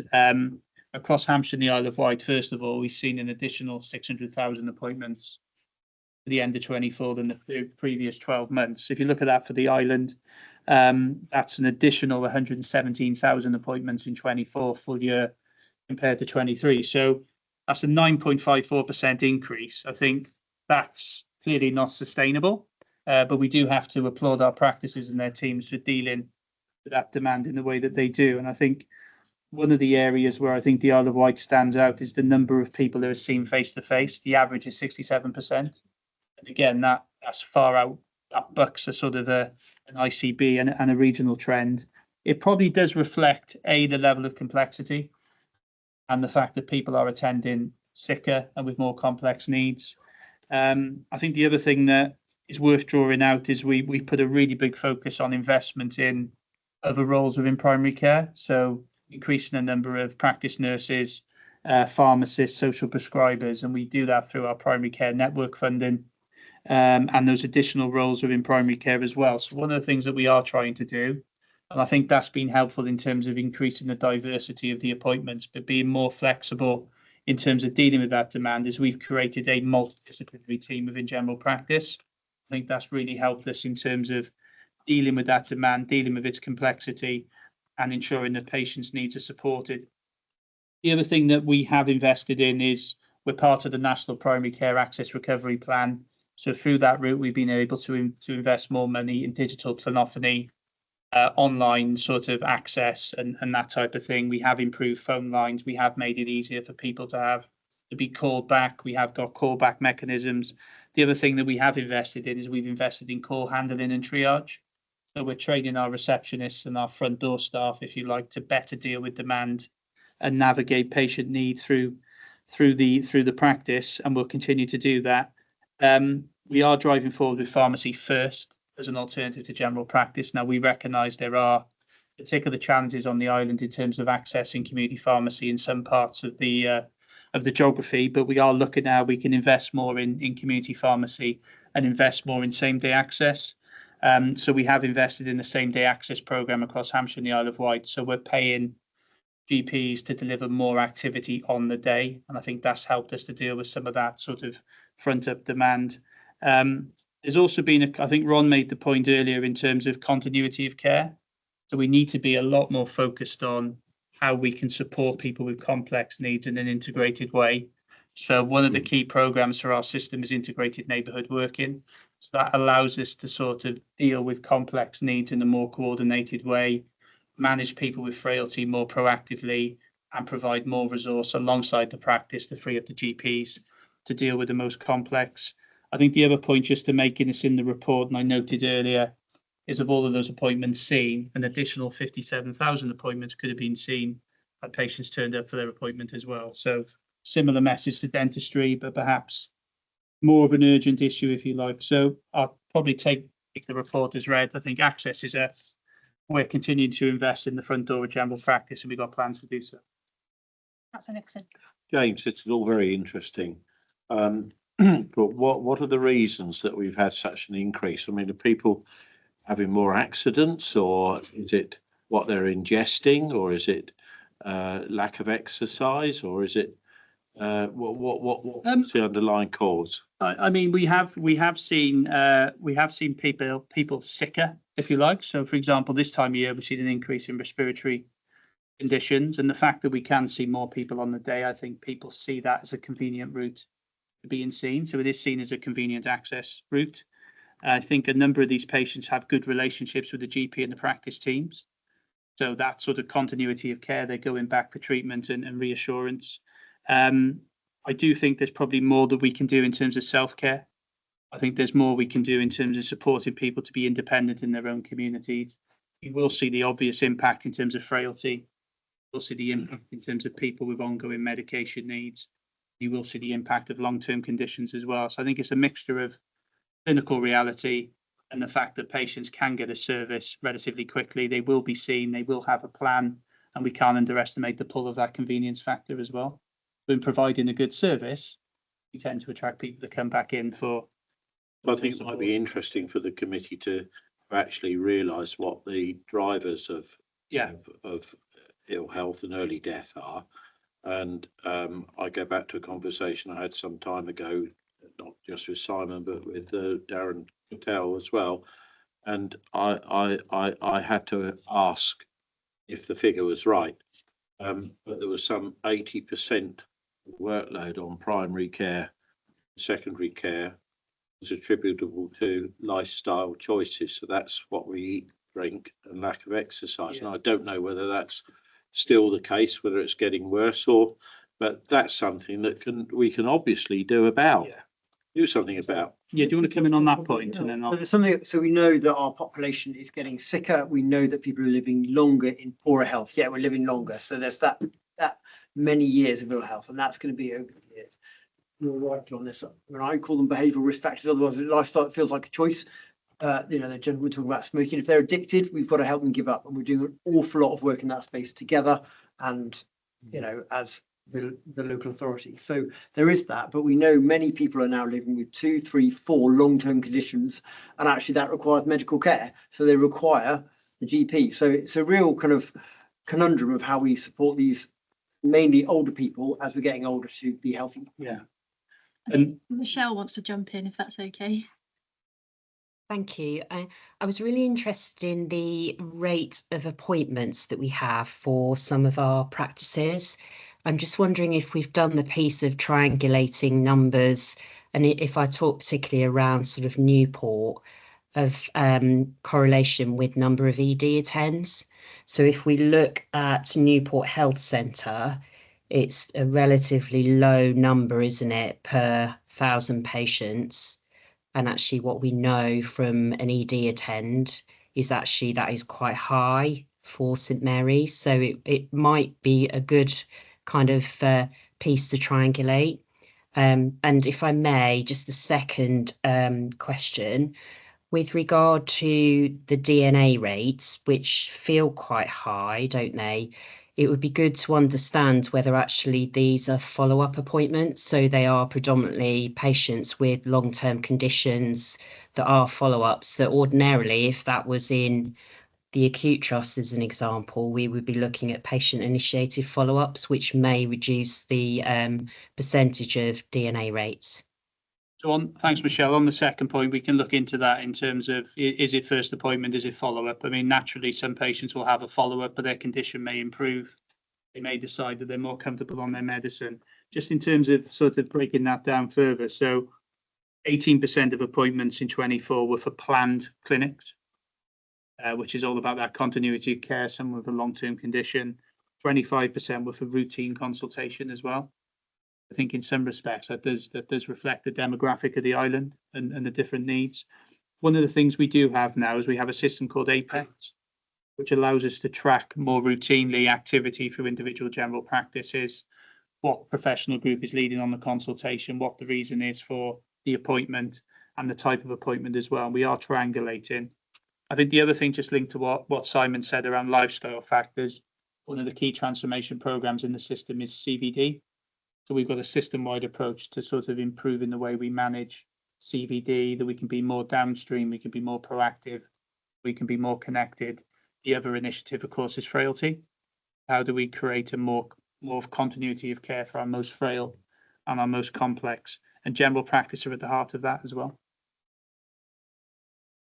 I was just wondering, do you have any on those do not attend appointments by type of appointment in terms of phone appointment, in person? Because I think phone appointment is probably a lot easier to miss. Yeah, good point. I will look at that. Obviously, you can see from the report that we break down appointments by category. It'll be interesting to see how that sort of 57,000 appointments apply to the 1.2 million appointments in that report, and what percentages apply to each. Yeah, definitely, because I've probably missed quite a few telephone appointments because they've called and my phone was elsewhere. I mean, but equally, you win and lose by telephone appointments. The fact we've been able to increase access is as a result of our sort of flexibility in terms of how people can get advice and get support. Jay. Thank you. Just a few questions.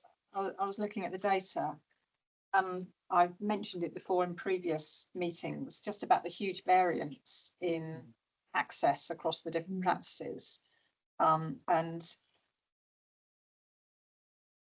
what is being done to address the variances, because it does mean that people that live in certain areas have better access than people that live in other areas. And also what is being done to support practices to meet the requirements of the new GP contract. So there are some conditions that will hopefully improve access for patients coming in October. So I wondered how practices are being supported to meet those requirements. And then the last question, possibly for Simon, within the new GP contract, they've taken out the need for GP practices to hold registers of certain conditions, such as people with dementia, chronic kidney disease, asthma, learning disability, cancer.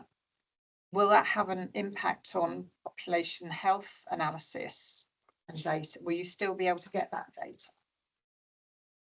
When co-op data is only one source of data we use, it's helpful to an extent, but if you're not on the register, if you know, and it depends how well a GP practice does it. So it's not amazingly helpful, it's just one source that we use.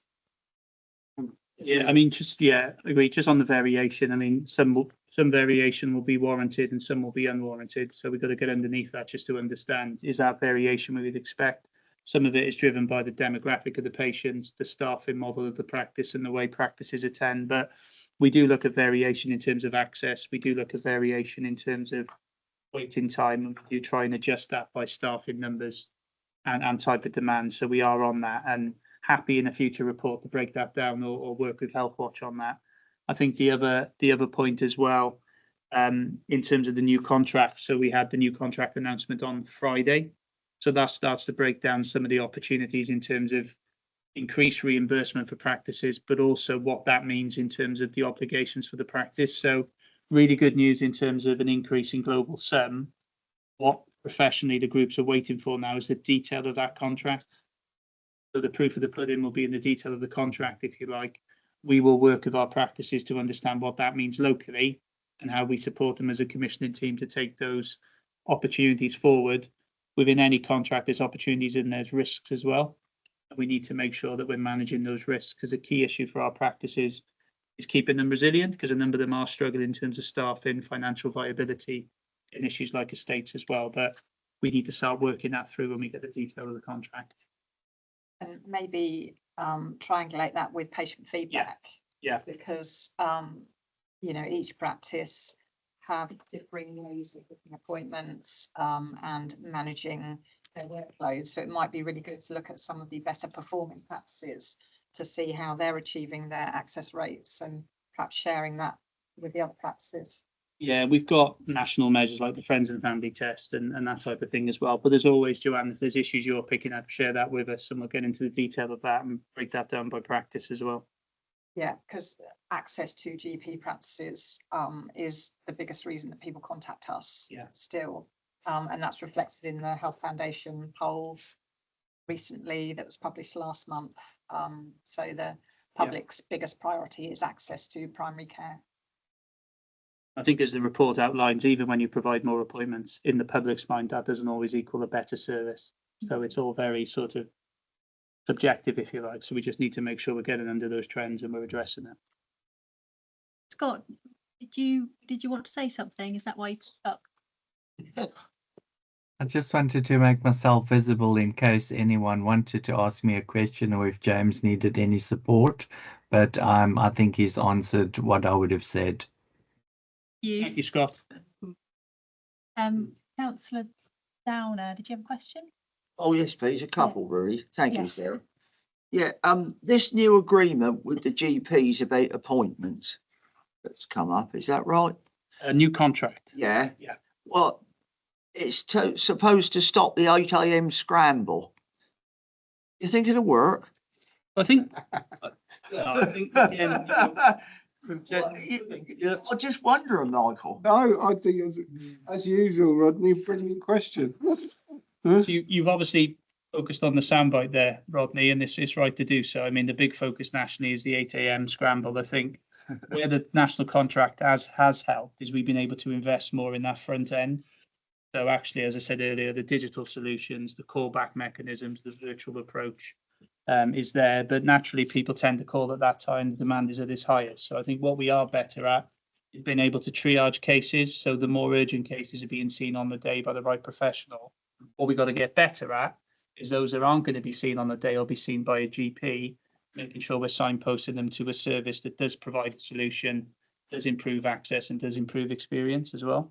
So we are making progress that end, but in triaging, it means some people aren't going to be seen as quickly as they would like, but professionally.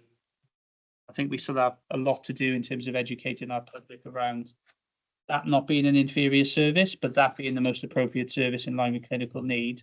And that's why we've launched this week the it takes a team, patient communication. We're actually trying to encourage our patients to look at primary care as more than the GP. And actually, there's a wider range of services there that can be accessed. The other part, there is another part after this, is that's all right, Chair. The thing is, it said it on there, on the BBC thing, that patients could go online to book an appointment with their regular doctor. Well, how's that going to work? Because you never know who you're going to get. So there's a name doctor sort of obligation within that, but Right. patients are able to do that now. Okay. Thank you. The other thing I would ask Simon is vaping. That's just as bad as smoking. I mean, it's supposed to, you know, wean people off of it, but the only way to wean people off of it, get people to start smoking, is willpower. My father smoked for years, but then he wanted to give up. He just threw his fags or tobacco up into the window and never smoked again. Want me to pick that up? I know it's slightly different from primary care, but I'm very happy to pick that up. Sorry, I'm always a bit agricultural, but there you go. So if you don't smoke, don't vape. If you smoke, vaping is better for you because it isn't as harmful as smoking. But don't take up vaping if you don't smoke. That's the message. So yes, it does take willpower, but it also can take pharmacotherapy, so things like nicotine replacement therapy and counselling. We know that if someone gives up with the service that we commission, they are 3 times more likely to give up and be successful. So that's what we promote. That's what we promote with primary care. That's what we want to happen. We've just invested in a new service. So Councillor Andre signed it off probably last September, and it's launching in 27 days' time, a brand new service, loads more capacity, including a quit vaping service. So if you want to know what to do, ask someone if they're a smoker, advise them to give up, and then refer them. That's the best thing you can do, and there's training for you. I do apologise. That's fine. I'm very basic, as you know. Fine. That's my advice to you. Well, I don't smoke anyway, so it doesn't matter. In case you start. I want to help someone else give up. Have we got any other questions on the topic of GP practices? I'll go with Debbie and then. Thank you. I know, strictly speaking, I'm being a bit cheeky, but I do have a question. My practice, which is one of actually the biggest one there, used to have a patient panel. And during COVID, it just seemed to disappear. And I'm glad that Jo's nodding her head. Is this a common theme amongst GP practices? Sorry, it's a really good point, actually, and one that Chris and I were discussing earlier. You know, with the integrated management teams and the development of GP services, it's just crucial that patients are involved and they're aware of the changes happening, and they can feed back to the practice as well what the population are saying and what their concerns are. But there's no specific requirement around what constitutes a patient participation group. So some of them are virtual, which means they don't meet. So that may be limited in the success of that group. Others are really active. We got some fantastic PPGs on the island doing some fantastic work for the practice. One in particular is East Cowes. They've done some wonderful work with the practice, been really helpful, and they've implemented some fantastic improvements in the practice that has improved patient experience. But currently we are supporting some of the PPGs because they're struggling, to be frank, and it's really important that the PPGs are supported and the practices understand the importance of the PPGs and what they can achieve. And as just to add, we're thinking about holding an event later this spring, a PPG event, to get members together and interested people just to showcase what they've been achieving, what they've done, and to share some good practice to hopefully invigorate PPGs again. So any support. Yeah, and just on that, we had a similar issue in Hampshire, probably not as acute as the one you're outlining, but what we did is we brought all the PPGs together into a strategic forum, and that just refreshed them in terms of the type of things we'd like to discuss. And as we develop new services, why their viewpoints are so important. I think in the past, we've been quite reactive when it comes to patient participation. We need them on the journey with us towards new models of care, rather than just looking at the here and now. So we can learn from Hampshire on that, I think. Just to say, that's something I can pick up because I have monthly meetings with the primary care networks, and I'll link in with Joe. Yeah. And I will raise that. My next meeting's this Friday. Wonderful. Yeah, that'd be great. Can we note that as an action? Brilliant. Thank you. Councillor Ward. Joanne, I just heard you say that some of the PCEs are struggling. Yeah. Struggling how? I was on the same board as Debbie, and it was very well attended. So they're all very different. So just to say, we have produced a toolkit a couple of years ago that we've shared with all practices about purpose of PPGs and how to manage them. So they're not all representative. They're supposed to be representative of the patient population. Some of them aren't. Some of them, ideally, a PPG should be chaired by an independent person who works with the practice to improve patient experience. But sometimes the PPGs don't have clear aims and objectives, and their remit can become slightly blurred, shall we say. So in order for a PPG to be effective, they need to be really clear about what they're there for, their responsibilities, what their limits are. Terms of reference, really. Yeah, you need to have really clear expectations, definitely, and work positively with the practice. And so that's why I think an event would be really helpful, because we've got some really good PPGs out there doing some really good work and they're really proactive. And I'm sure we could kind of share that across the board. And yeah, I think that's a really good idea. I mean, our practice covers actually the whole of the Bay Area. You look at yeah, and there's like Debbie said, it just died. Without any word, nothing. Get up with you and we'll get Liz, who leads our patient involvement team in the ICB support as well. But we would get behind an event on the island in the same way we did in Hampshire. So we'll set that up. Any other questions on the GP? You have a question, Michael?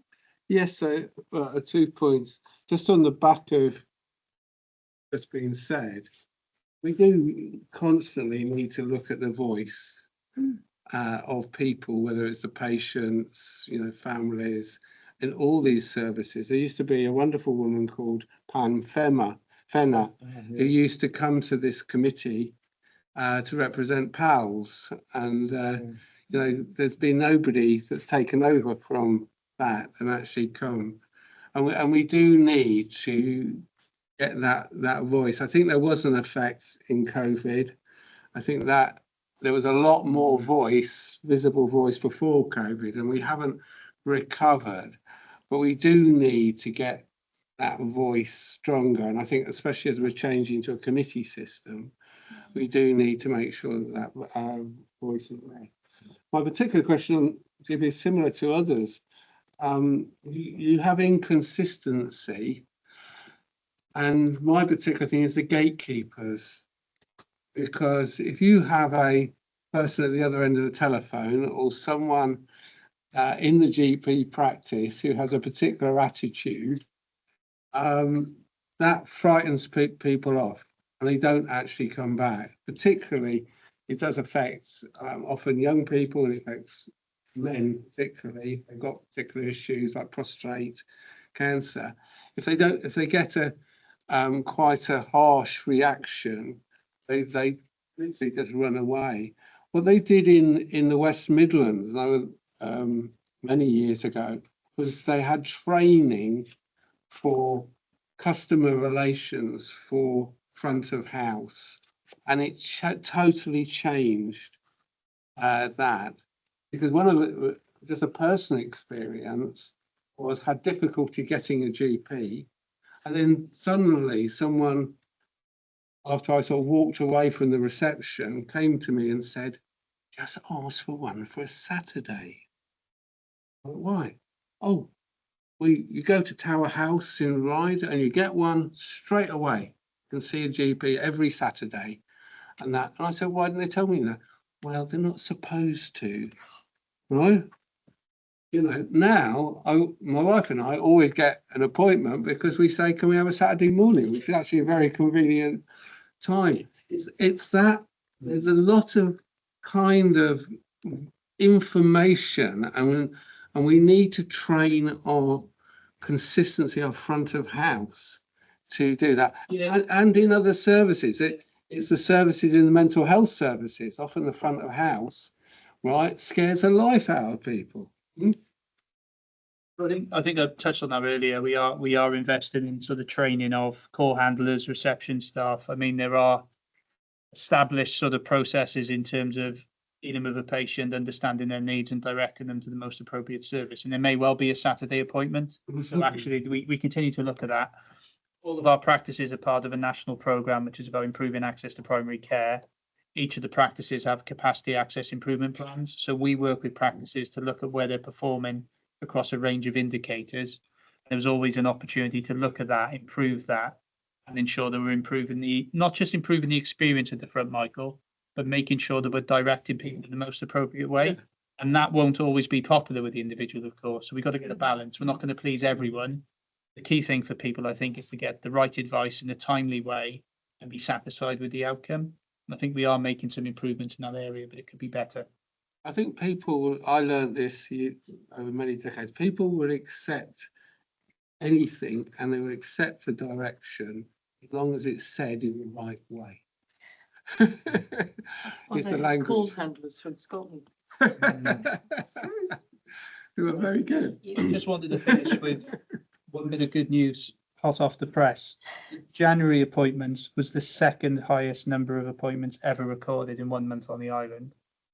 The first highest number of appointments was in October. So in 3 months, 2 of the 3 months have been the highest number of appointments ever managed on record. So that A, reflects the complexity in terms of the demand, but B, it reflects the agility of practices to deal with it. And again, I don't reiterate the value that our practices pay in managing that despite all the challenges. I thought I'd end on a reasonable. Thank you very much, James. Thank you. Any more questions for James before we move on to the next agenda point? Okay, thank you. Thank you very much. Thank you. Thanks again. Okay, see you later, Michael. Thank you for coming. Okay, so we're moving on to our final agenda point, which is the domestic abuse strategy and the safe accommodation strategy. So all councillors members will have had copies of those. So I'll pass over to Councillor Andre or Simon, who's going to present. So the paper outlines 3 things. One is around the domestic abuse partnership.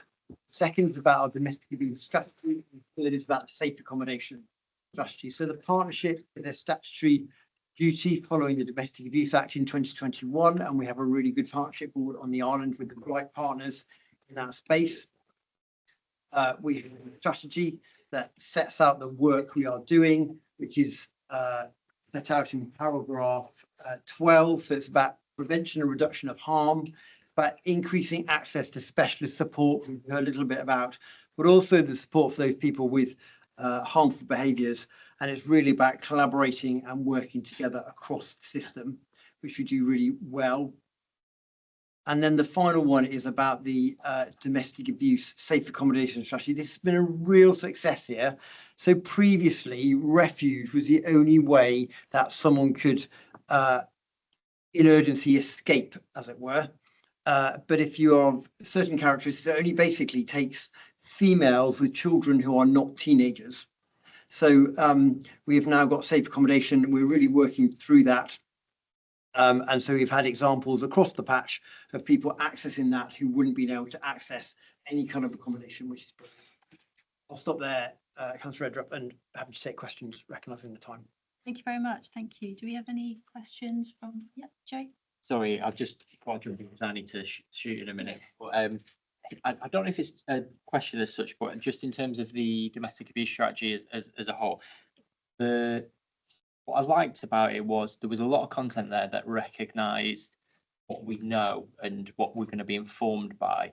I don't know, I was just expecting a bit more on how we're gonna get there. I know it's a strategy document, so I'm not expecting the minutiae detail, but yeah, just a bit more of a these are the avenues going to be taken to get to these things that we are clearly informed by, and it was good that we were recognising things like trauma informed and things like that. It's just the how okay, cool, how are we going to get there? That was the bit I was kind of wanting a bit more bulk out of.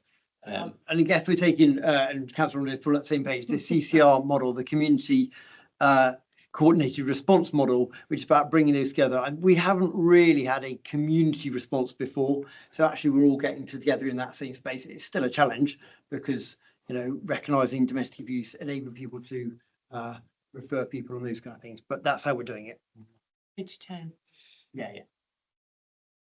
I think I have to say I agree with what Councillor Lever has said. I looked at some other strategies from other councils just to get an idea of what this is like elsewhere, and I'm sad to say I was disappointed with ours.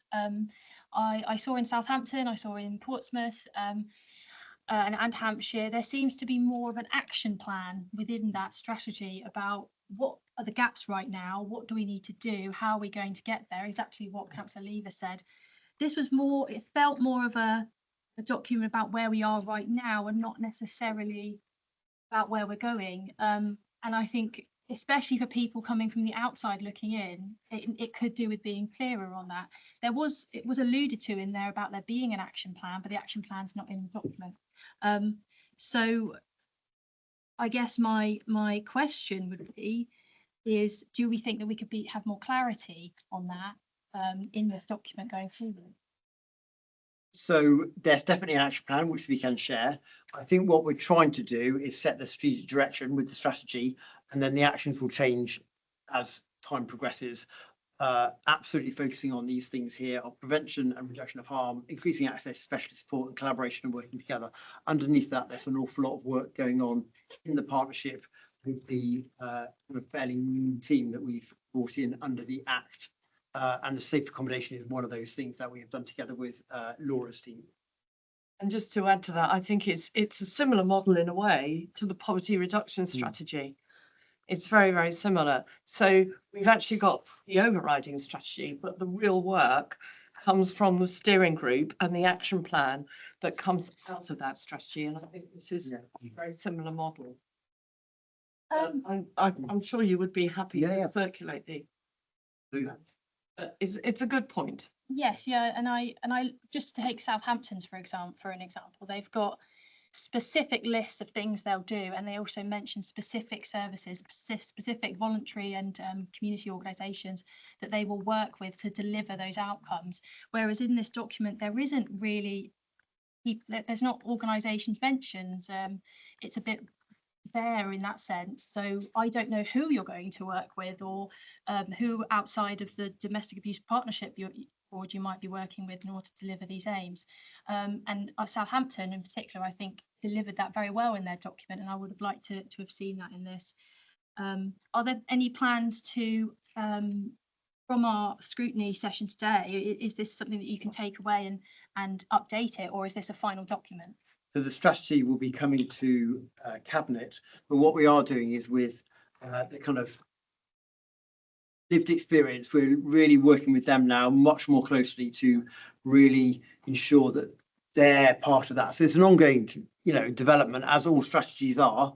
And I think, paragraph 13 really sets out what we're doing for safe accommodation. So we've really focused on those things, but they aren't in the danger is putting in strategy. It's kind of like, we want to talk about what we're doing rather than just focus on these policies. The action point, the strategy comes before policy. Yeah, so I think if I may add as well, very much, and I'm sure I know it's been minuted, taking on board what Dawn, I think it was earlier, said about we do need to listen, and we do need to be sure that we are actually commissioning services that are going to address the actual needs of our population. So it's very important that we do capture that voice, and hopefully she will, and obviously she agreed to come back with some suggestions for us, and I think that was a really useful piece. I think Laura's got her hand up if you'd like to jump in. Thank you, Councillor Lever.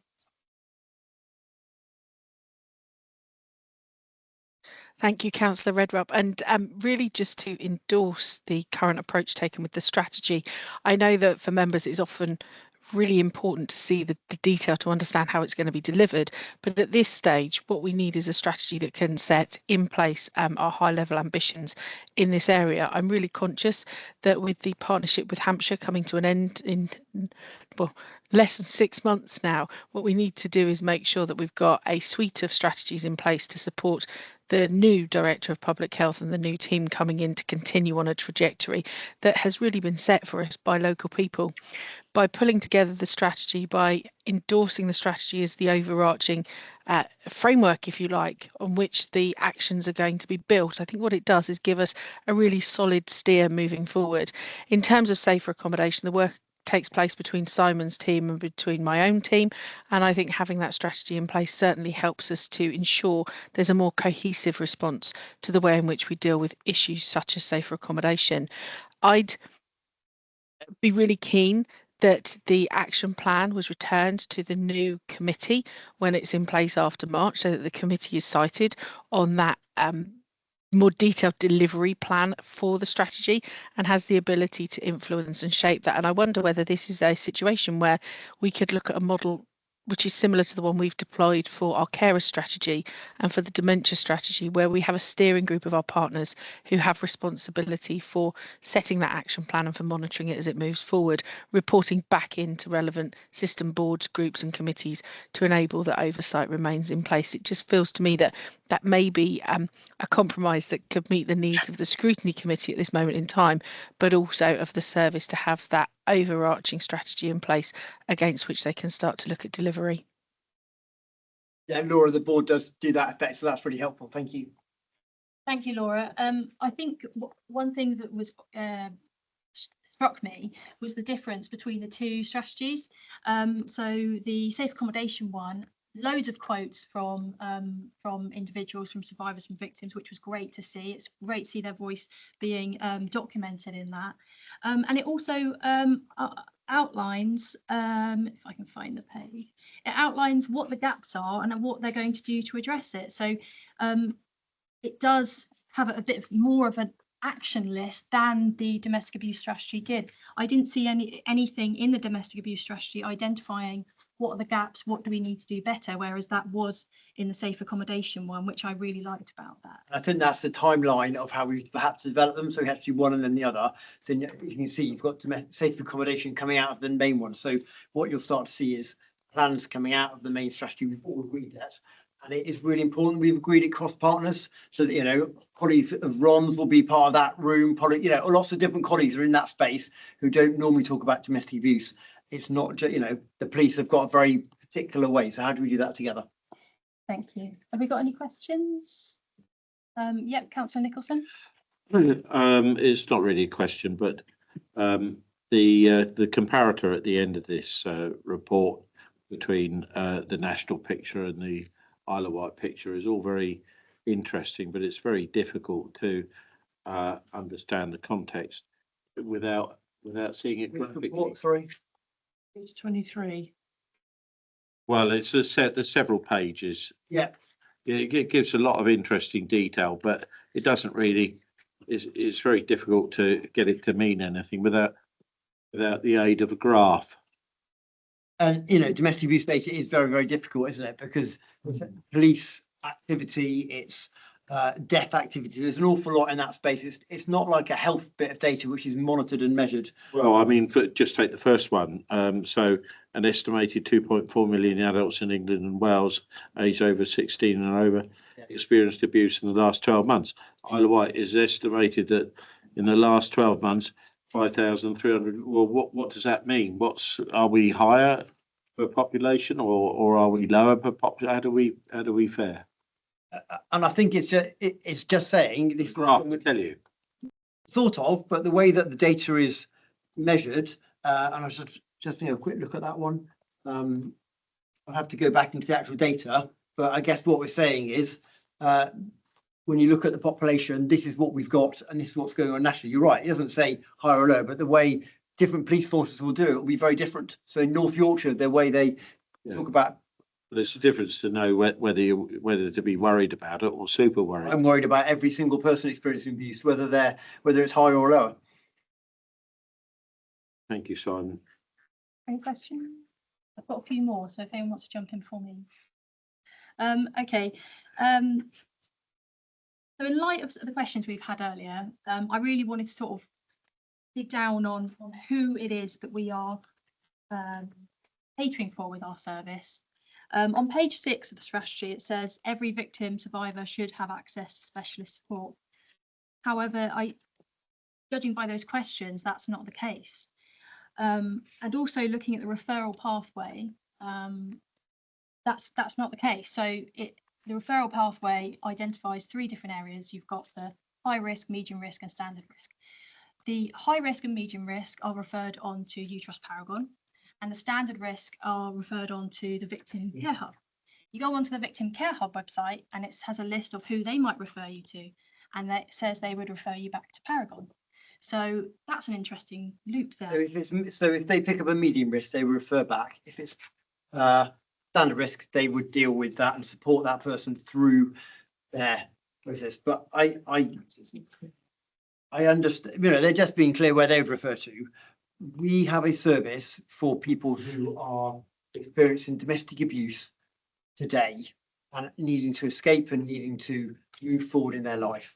We cannot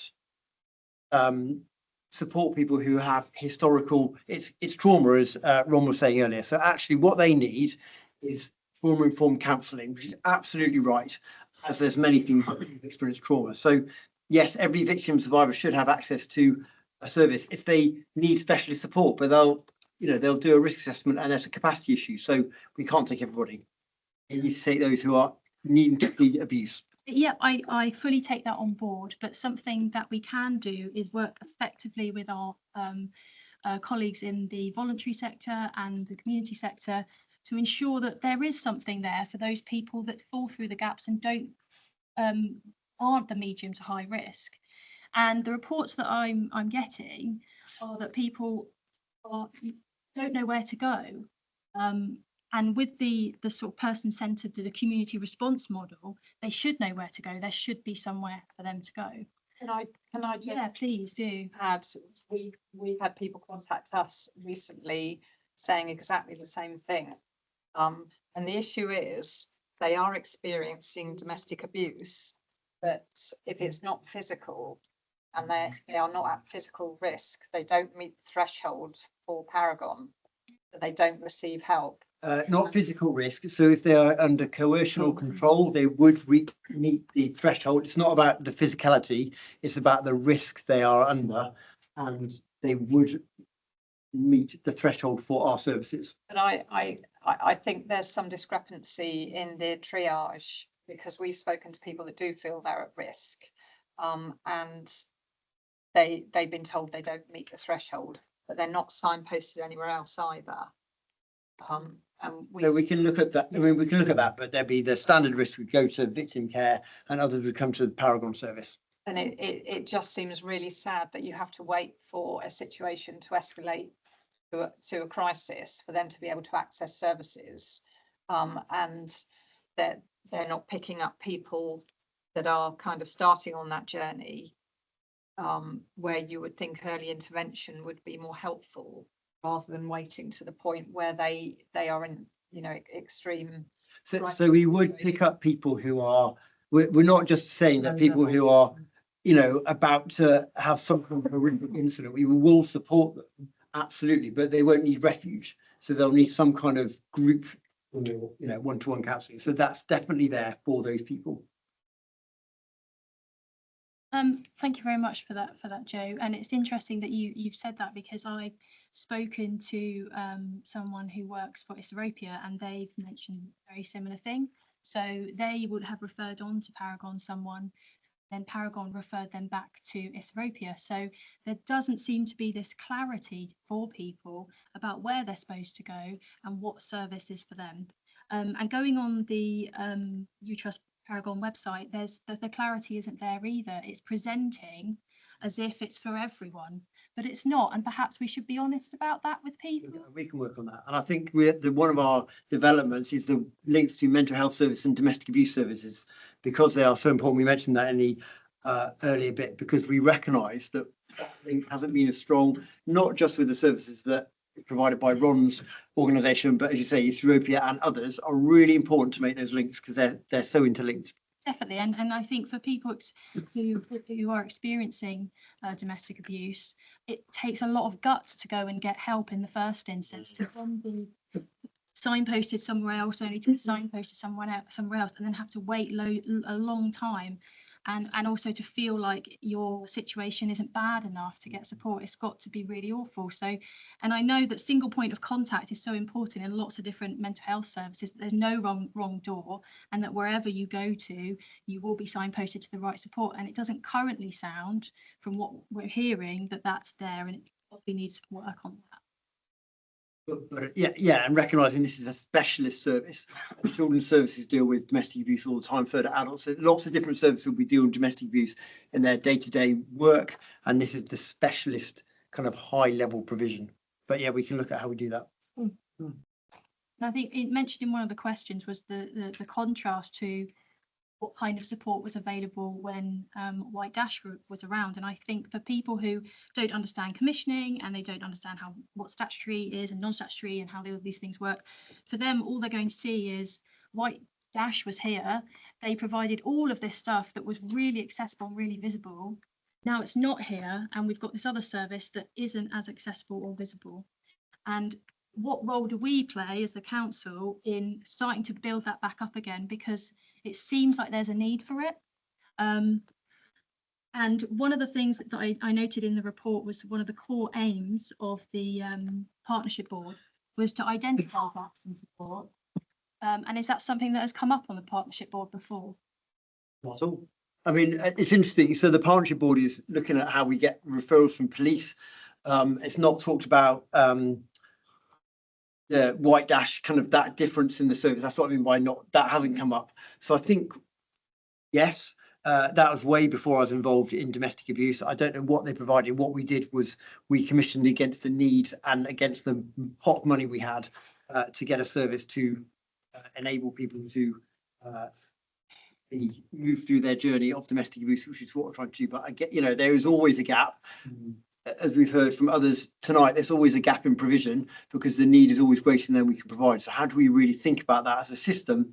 And how do our communities really take forward domestic abuse? How do we have domestic abuse safe communities so that people feel able to talk about that and say, I need some help? Because unless we do that together, we're not going to move this issue forward, are we? Of course. And yeah. And as you highlighted earlier, there are limitations to what the Commission Service can deliver because there are financial limitations. We all wish there would be more money for these things, but there not always is. But what can we do that doesn't cost money, that can encourage this growth in the community from our communities and from the voluntary sector? What can we do to work positively and identify opportunities to cover that gap, particularly for those that fall through the cracks in the service? And the feedback that I've seen from Paragon, from people who are helped by Paragon, is really positive. So that's a really good thing. But it's about the other people that don't quite fit into that.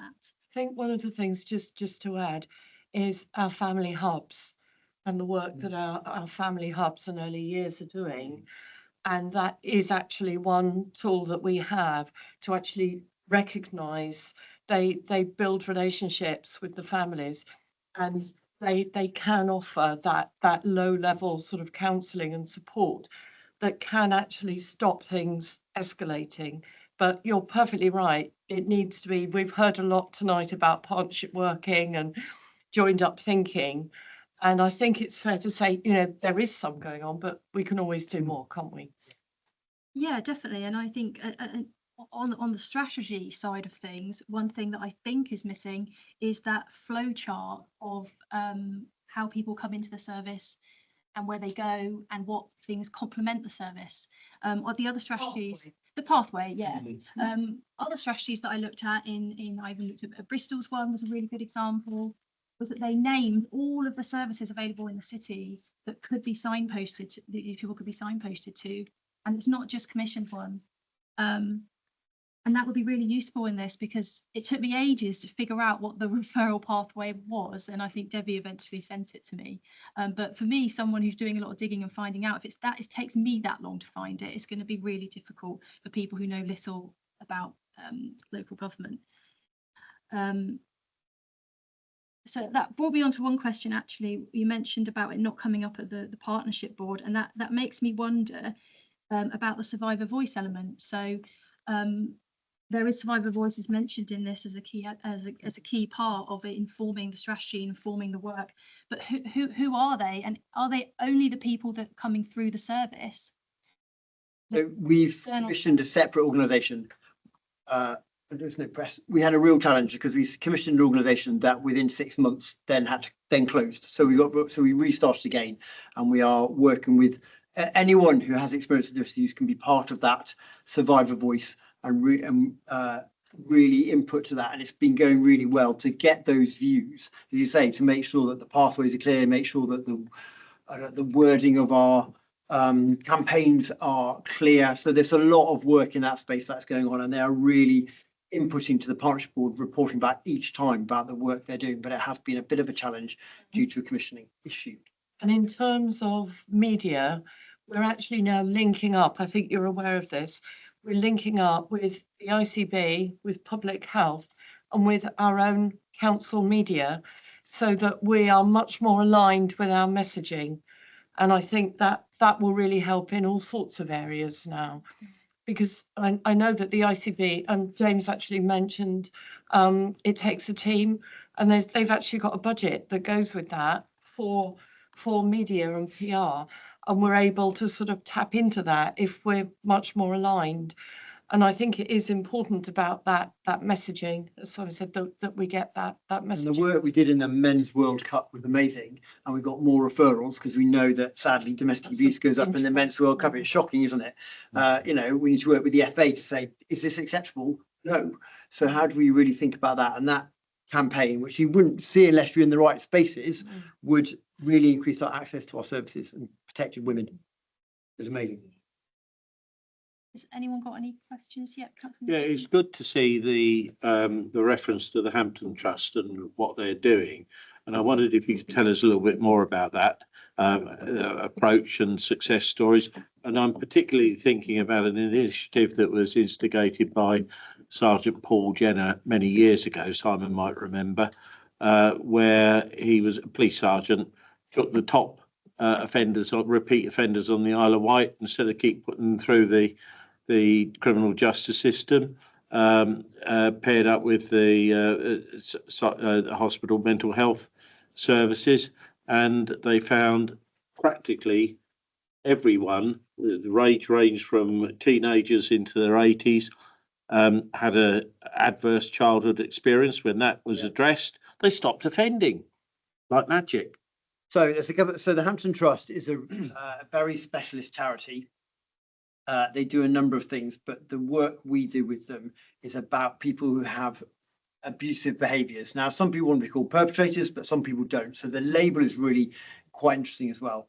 The first thing they do, which is commissioned by the police, is something called Project Cara and Project Juno. So someone on their first offence of domestic abuse will get referred straight into that programme, and it's a very short, sharp. It's a bit like a driving course.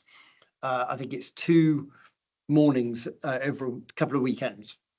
That has over an 80% success rate. Those people don't go on and commit abuse again, so that's great. We then have the longer term programs, which are much harder to maintain people's kind of commitment to get people on board. People have got to really think that they've got behaviour that needs changing, and we have projects for kind of 16 to 25-year-olds who are much of a different kind of personality, and older projects. They do work, but it's getting people to stay in those programs. Otherwise, we find that the outcomes are really poor because of the longevity of the program and the embarrassment of the people to actually admit they've got some kind of behaviour that is not okay. It's a hard thing to do. So how would you gauge the success rate? I haven't got figures in front. Hang on, I have got figures in front of me. Someone did send that to me. Bear with me.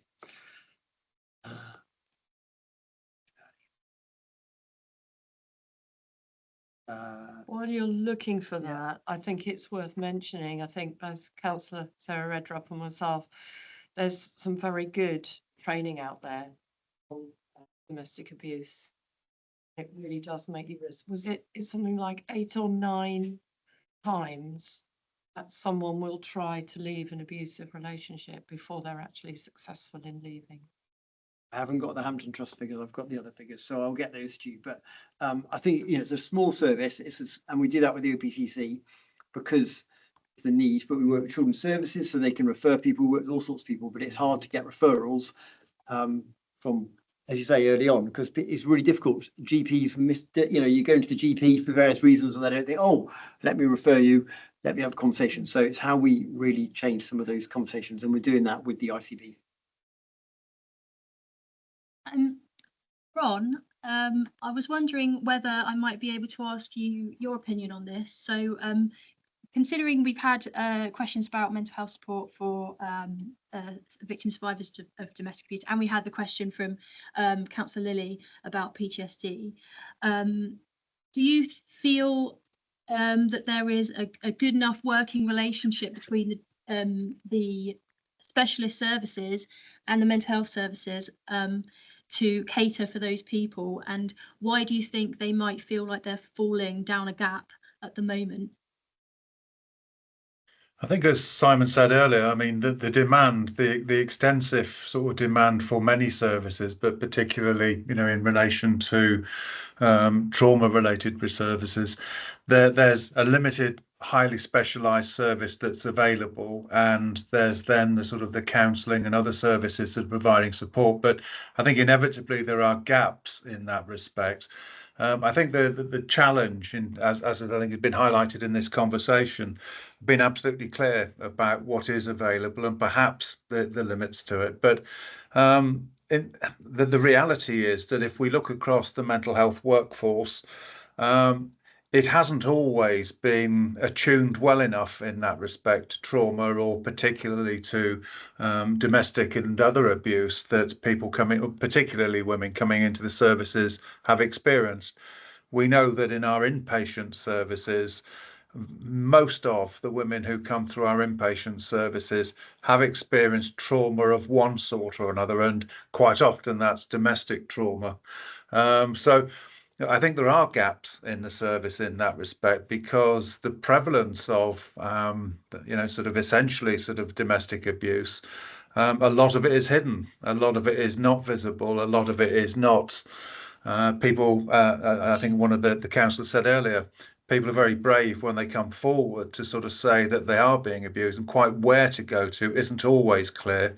But there are, for the specialist services, those thresholds of the degree to which somebody is being controlled. So I think there are gaps, and we've got to work on how we make it just a normal part of our mental health services on the one side of it, whilst at the other side maintaining specialist support for people who are not actually part of the mental health system. Thank you very much. I'm sorry to keep on, but I've got some more questions. I hope the committee members don't mind. I appreciate it's late, and thank you. This is an issue that I care quite deeply about, as you can probably tell. I had a question about accountability and transparency. So that was alluded to in one of the public questions about funding, and on page 17 of the report, accountability and transparency are highlighted there. But I was wondering, considering that the strategy is written by the Domestic Partnership Board and monitored by the Domestic Partnership Board, and who are you accountable to? And who are you? Where is that transparency, and what are the mechanisms for this, particularly for the public, really, to see how well this is working? So in terms of spend, it comes through Councillor Andre at the minute, her decision days, and so through Cabinet we took that through. The partnership board is accountable to members of the partnership board. We are all there to challenge each other and work through that with the lived experience voice. So we are really clear about that, and through the county, through the council. So we're taking it to cabinet, and we're through that space. So there's a number of ways we are accountable to each other as partners. So, you know, in one sense, I could have police colleagues, I could have the service colleagues around this table. I happen to chair the partnership board through M8 and the money through MHCLG. So we're accountable to MHCLG for our funding. So there's kind of a number of ways we're accountable. Like many partnership boards, we need to hold each other to account. And if someone isn't attending, I'm very clear as chair, I pick that up and kind of go, what are we going to do? Because we need to find X partner in this space. Okay. And then we're here for as well. Yeah, thank you very much. Thank you for that. I guess my further question on that would be that you're here because I requested that it come onto the agenda, and I am aware that it may not have come onto, I mean, this being the final meeting, it may not have got this scrutiny if I didn't do that. So are there mechanisms built in so that there is that effective scrutiny from outside of the board? Because I feel that, well, yes, you can hold each other accountable. You're also the commissioning body, and it is ultimately public money, so you should be accountable to the public in some sense. So are there any mechanisms built in for that, or not? The Chief Officer of the Council, I'm absolutely accountable to Councillor Andre and the Chief Executive, and I hold those commitments very, very seriously in spending the money well, in delivering a service that keeps people safe. So if something goes wrong in the service, I'm very aware of that, and I will hold the service to account for that. We monitor them on a quarterly basis. So on that front, I'm very accountable. I will be raising with Councillor Andre my monthly one-to-ones, anything that I think, you know, is of concern, you know, because if there's a quality issue or if the data's going the wrong way, because we do that work. So yes, and the partnership board also sees the data through the dashboard, which is in one of the links, so they can then quiz each other about, you know, why is the, I don't know, the arrest rate gone down or up, and then they'll, so definitely in that space, we're very accountable for all the work we do. I think also public health overlaps with a lot of other areas safeguarding as board. well. Yes, I'll work with Laura on safeguarding. So yeah, and also things like the PEACH programme. So there are mechanisms through partnerships where if things weren't performing, it would be flagged up. I guess my only concern with that then is that if you're saying that the concerns that myself and the other and Joanna as Patient Health Watch has not come up on the board before, but we're hearing it. So where is that gap then of getting that information from? Is there I mean, we're feeding that back to you now, but it hasn't come up on the board yet, and the board has existed for how long? The board in its current state was it's been about a year and a half.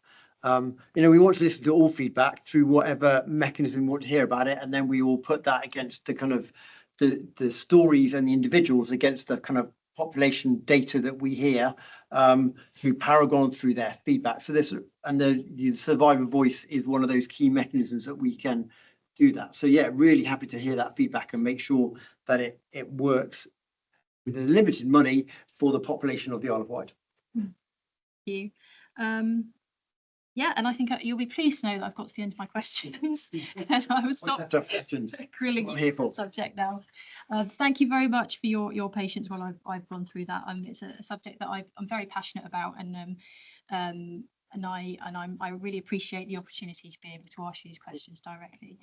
Does anyone else have any questions before I let everyone go for their evening? Thank you. Members' questions. Yeah, members' questions? Do we have a members' question? Not any that have been submitted beforehand, but in case there are any questions. Any members' questions on I think we've asked them. Yeah. Thank you. Okay. So one more thing. Yep. You're able to maybe talk about the work. Yes. One thing I should note before we finish is, as the scrutiny is going to look very differently going forward. You may have noticed we didn't have a work plan on the agenda, and that's because there isn't really a work plan to go forward with. However, I do feel it's important that we make some suggestions to the new committee about things that they should be picking up, and there will be scrutiny of some form on that committee, but it won't be 3 hours as we're used to. So the amount of things that they might be able to scrutinise will be less. So I would appreciate any feedback from committee members about what we feel should be passed on to the next committee. Should I mention one that was raised? So one subject that was raised was around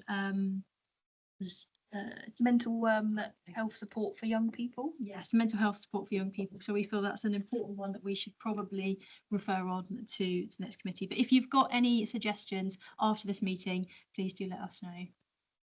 And I'll let everyone go for their evening. Thank you very much. Thank you. Thank you, Chair. Thank you to those online for attending. Thank you very much. Thanks very much. Bye, everyone. I just did that. Would that be one? All right. Sit down.